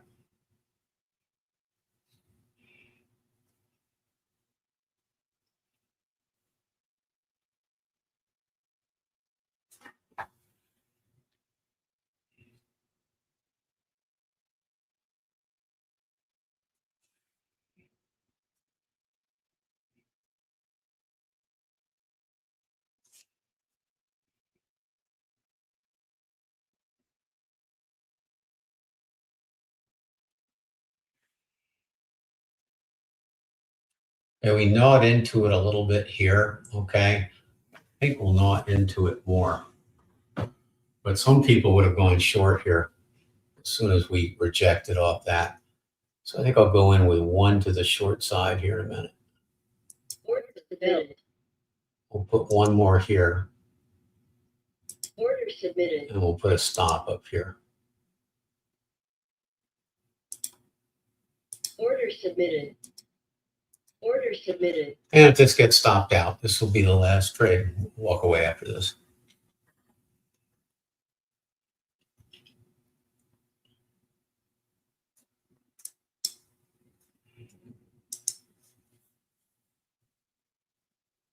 Order submitted.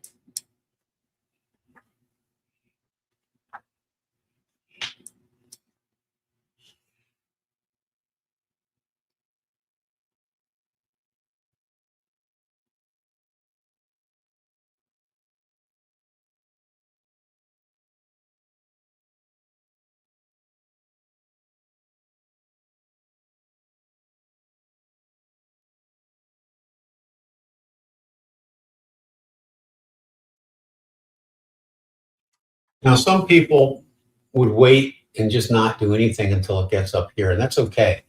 But there's times when it just touches the fair value gap and sells off. All right, so it's a tough call. You can go in with a small position like I did, half of what I wanted to, and do that, okay? So, and I'm still bearish too, especially after that.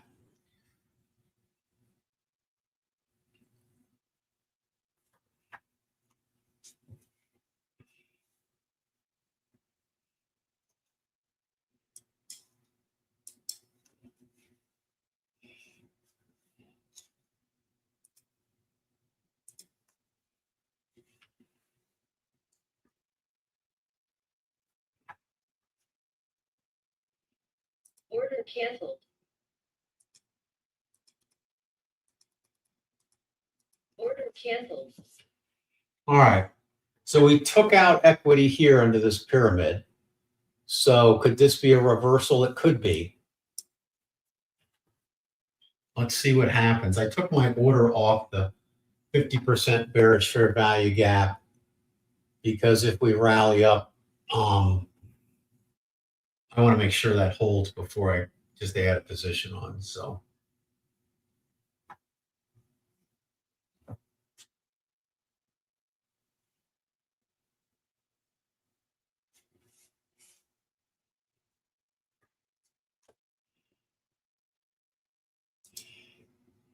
Yeah, I usually 2 trades for each session. Like I'll possibly take 2 in the morning and maybe 2 in the afternoon. And I'm taking 3 because one was a winner, one was a loser. I'm still kind of down a little bit, but so, all of this is all within risk control. Okay, even if we get stopped out here.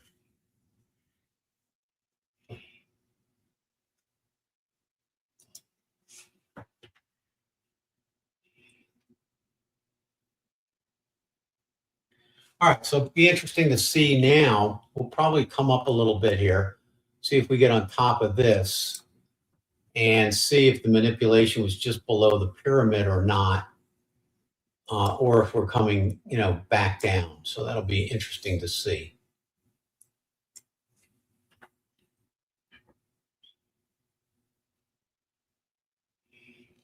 If this is a bearish move, our stop should not get hit. Bullish reversal bar entry now.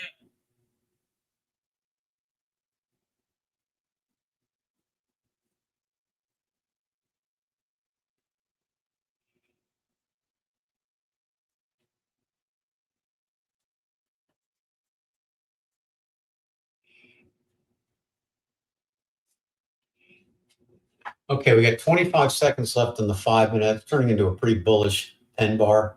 Okay, big wick. And we'll see. Still kind of a bearish bar on the 15.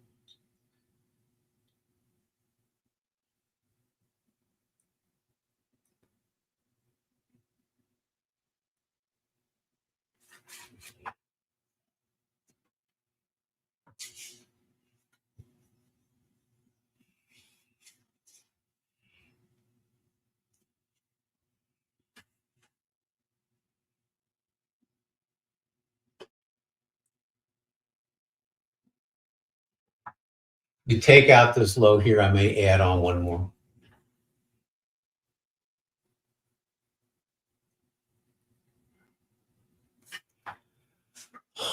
On the 5 minute 10 bar, I like to do a fib retracement with a 50% line and the consequence encroachment on that. We need to go below that. We need to close below that.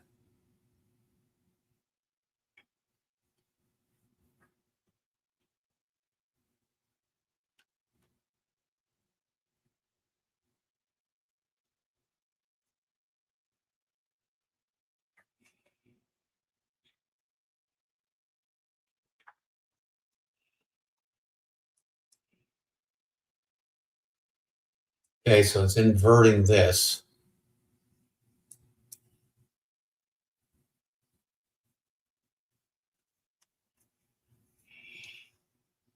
I think I'm going to move my stop down to here because that's the first bar, made a new low.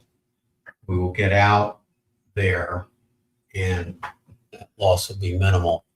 And then if it comes back up here and reverses again, you could go back in if you wanted to. That loss is so small that it would not affect our risk at all.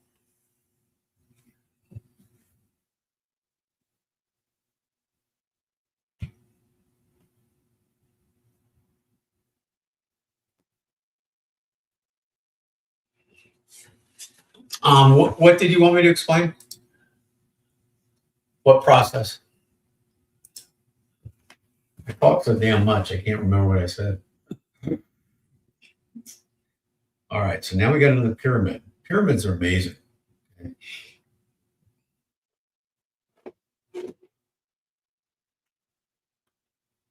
All right, this is a good sign for a short position because we could be closing it below. Oh, okay. So do you see on this 5-minute chart, see how I use the fib extension with the 50% mark on the wick? Wicks, long wicks like that kind of act like fair value gaps, okay?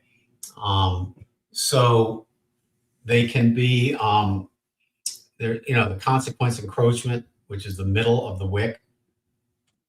Usually if that wick's going to hold, you don't get a move down below it. See, it went below it right now. Okay, that's kind of interesting. All right, so that pyramid was confirmed here. Okay, so let's see how far down we're going to go here. Okay, I could add one more on there. Okay, and 2. And that's not going to do anything to my risk in terms of make it bad because of the fact that the stop is closer.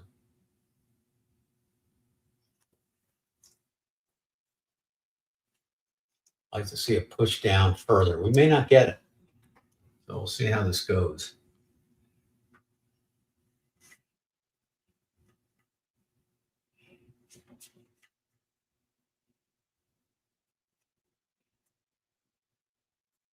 It's a bearish candle so far on the 5 and one pretty bearish there too. So we'll keep that, see what we got, see how we can do in this. I think it's going for the equity down here at the very least.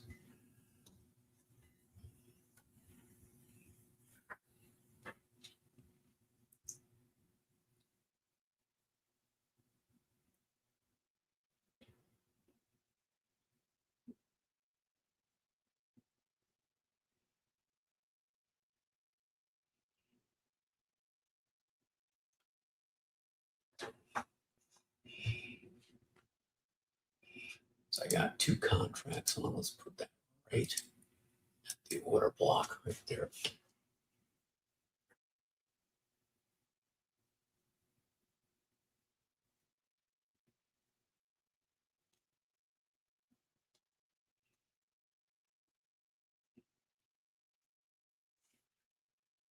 Bullish reversal bar entry now.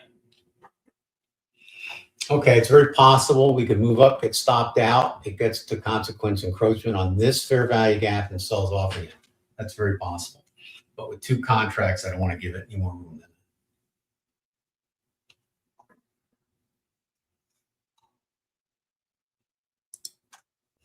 Oh, good. Well, that's, that is the purpose of all this.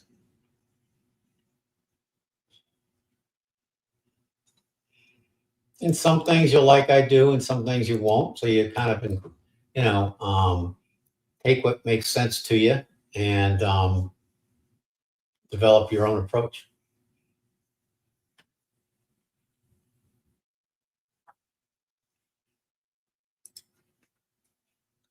All right, let's see if we get a move down here. Bearish reversal bar entry now.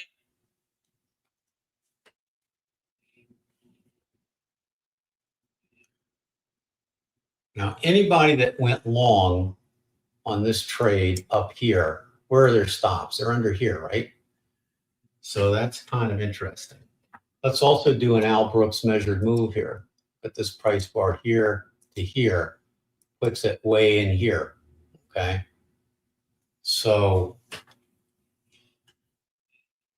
and even if you took the smaller one, I think we're still kind of in that area of range, see? Even this one. But, you never know. I don't like this. I don't like getting a rebound like this here.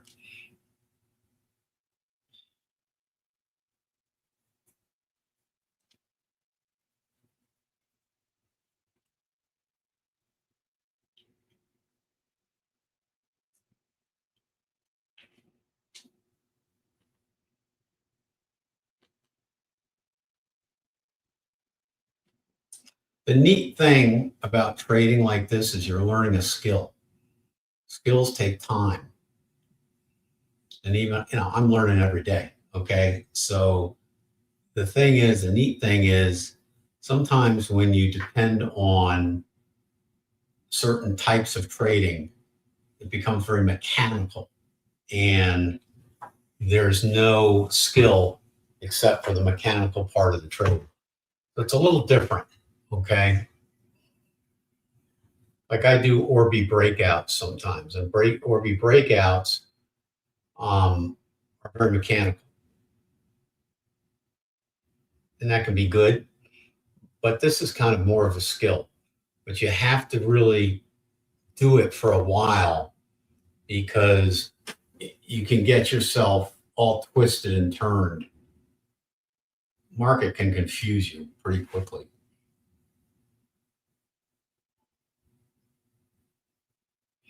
Like I don't like to see this. It inverted these bearish fair value gaps. It's moving up towards a stop.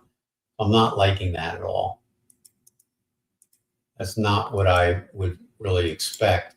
And we could come up to this big bearish fair value gap here, okay? And then turn around and still sell off. Bearish pyramid trading point exit now. Which I think is what it looks like it's going to do. So if that happens, then my journal is going to be, all right, stay at one contract, don't go to two, and keep your stop further away when you have a big bearish fair value gap, right? That might be the lesson learned here.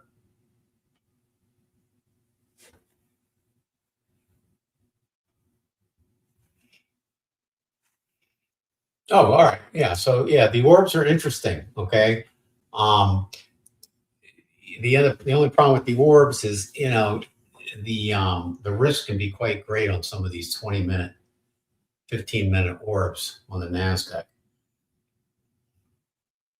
I use a 5-minute orb when I do it. And I take, it's almost a scalp for me. I just take it out real quick. All right. So I think we're going to get stopped out here, guys. I don't think this is going, unless we get a reversal like now. I don't think this is, I don't like that fair value gap. They got to probably go back into that a little bit. I was hoping it would just go straight down from here. But I don't think it's going to do that now.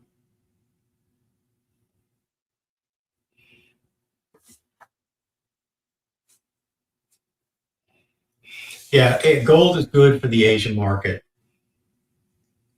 Both the NASDAQ is okay at certain times. In the beginning of the session, the opens, like the London and maybe the Asian, but then it goes flat. Most people that I know trade the gold in the evenings. All right, we're gonna get stopped out, guys. Sorry, but I think this. I think adding on that contract was not a good idea because I couldn't move my stop any further.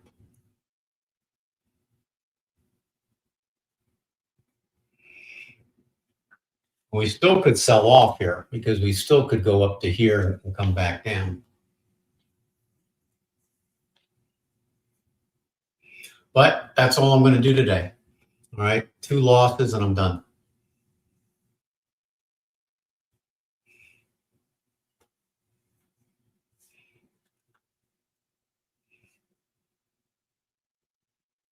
Now, what you could do is we can switch over to a sim account here. And if you're trading like a PA account or a valuation account and your rule is 2 losses and you're done, switch over to a sim account if you want to keep trading. Okay. But our loss today was 163.10. Okay. So on a $2,000 trailing drawdown, it affords me a lot of trading days. Okay. And this methodology usually works more often than not. The afternoons are tough, though, I will say. But that doesn't matter because it'll make you a better trader.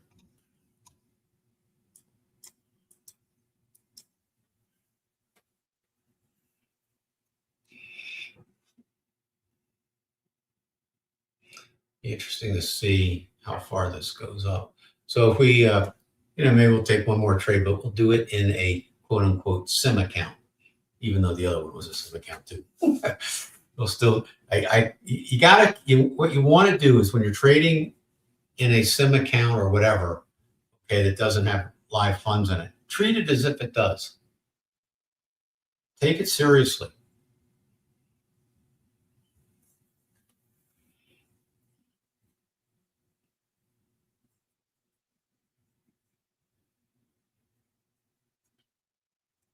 All right, so now it's going back up into this consequence encroachment. Now, had we not added on, we could have probably left the stop up in here, and the risk would have been the same, but give us more of a chance. My feeling was once we took this low out here and formed all these bearish fair value gaps, I just did not think we would reverse like that.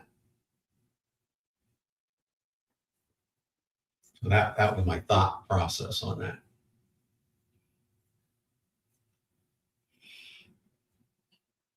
And you can certainly see, it's interesting because if you look at the 5 minute, we'll see if we invert this bearish fair value gap.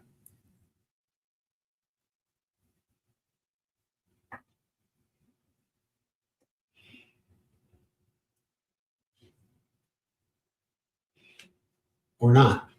See.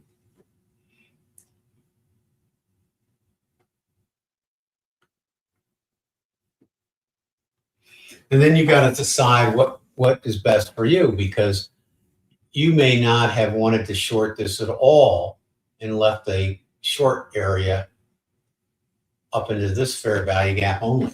Okay. So you may want it to be even more patient and wait for it to come up into the main fair value gap and reject.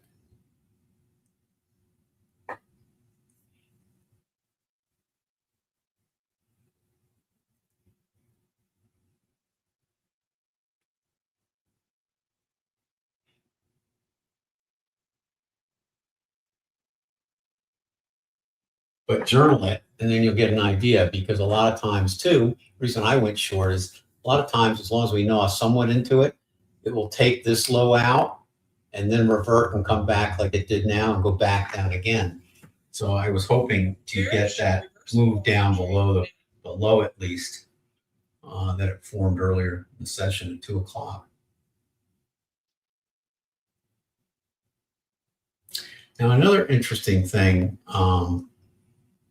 I've heard somebody say, okay, that usually at 2 o'clock, if you get a sell-off into the 2 o'clock area, that's the algos selling off, that usually that's the low of the afternoon. So I'm kind of keeping track on that too.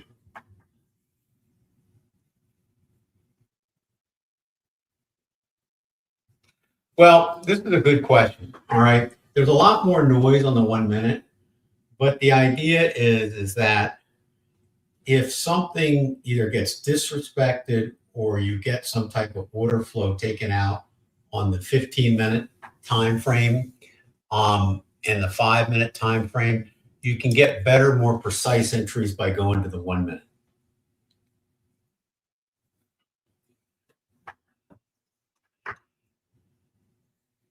What happens to me, and I think others sometimes, is that you want to be careful not to just be looking at the 1 minute.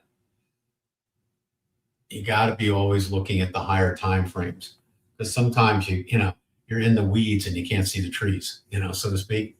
So that can happen very easily if you tend to stay on the 1 minute too long,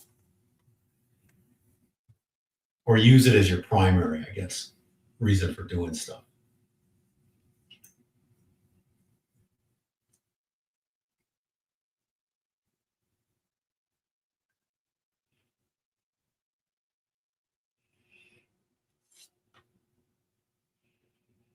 So it's interesting because it's really gnawing into this fair value, which is not unusual. I mean, those are all missed orders. I just thought it would take this low out first before it would come back and look for that.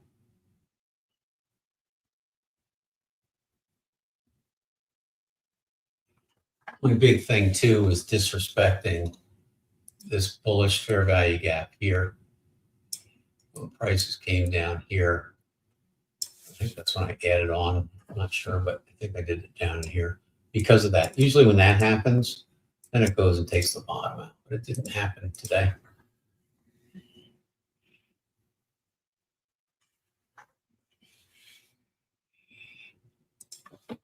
Now, taking out Brooks's course, Mike, you'll also know that he does not trade the 1 minute. He does not want to get in the way of the machines trading on the 1 minute. And he doesn't think reaction time on the 1 minute is competitive. So he trades, I think his lowest time frame is 5.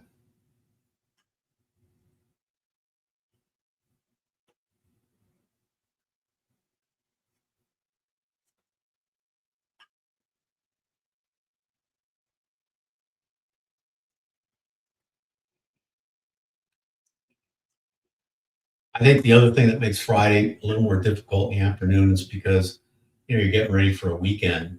And so the markets start to peter out quicker. We may move this to a morning session. I'm not sure. But for right now, it's fine.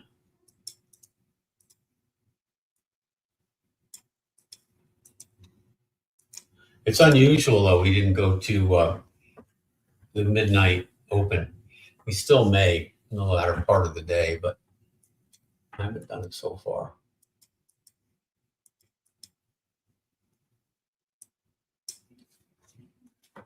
Okay, so now we're kind of rejecting a little bit off here.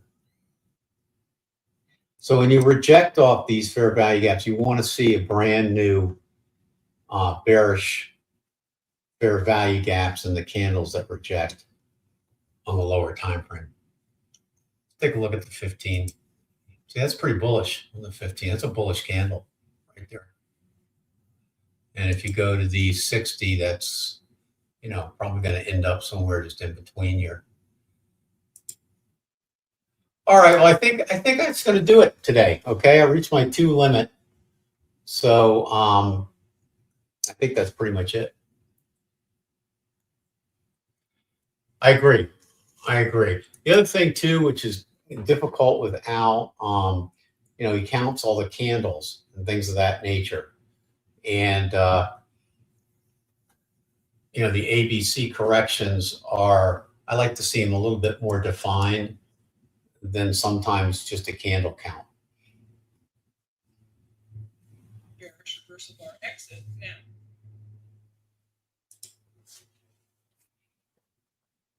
Now, here's something we didn't do today, okay?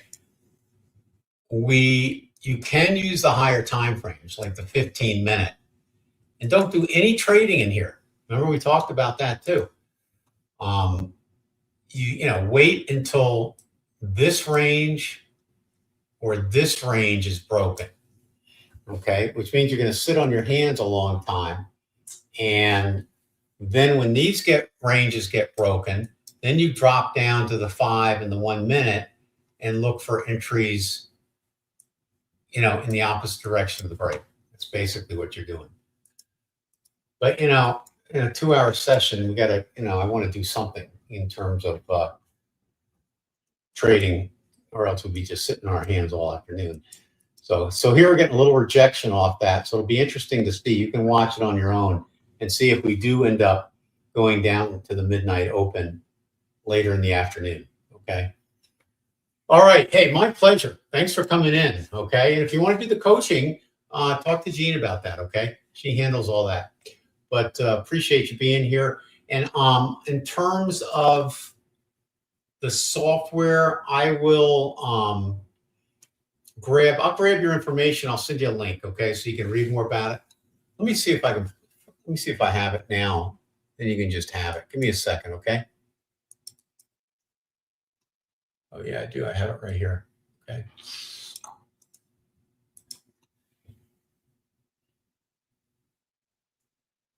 Okay, that's fine. Let me just give you this link. That way you can at least go look at it. Hopefully that'll work in here.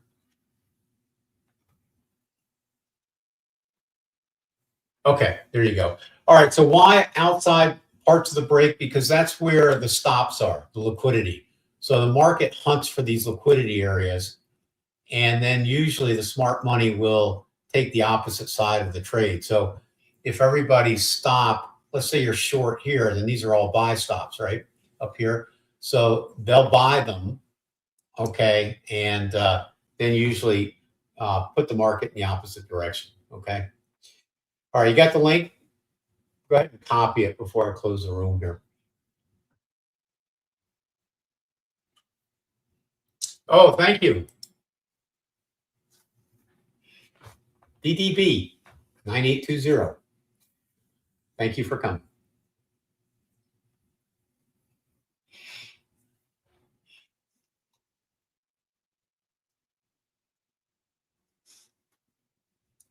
Okay, you got that? Okay, good. All right, good, guys. All right, well, thanks for being here. Sorry we weren't a little more profitable today, but we'll keep working on it. All right, sometimes we're just not. But I would stay on here and watch and see if we get a move down to the midnight open before the end of the day. We're getting pretty close. I don't know. We may just stay range bound. Fridays are a little tricky. All right, you guys take care. Thanks so much. Okay, have a good one.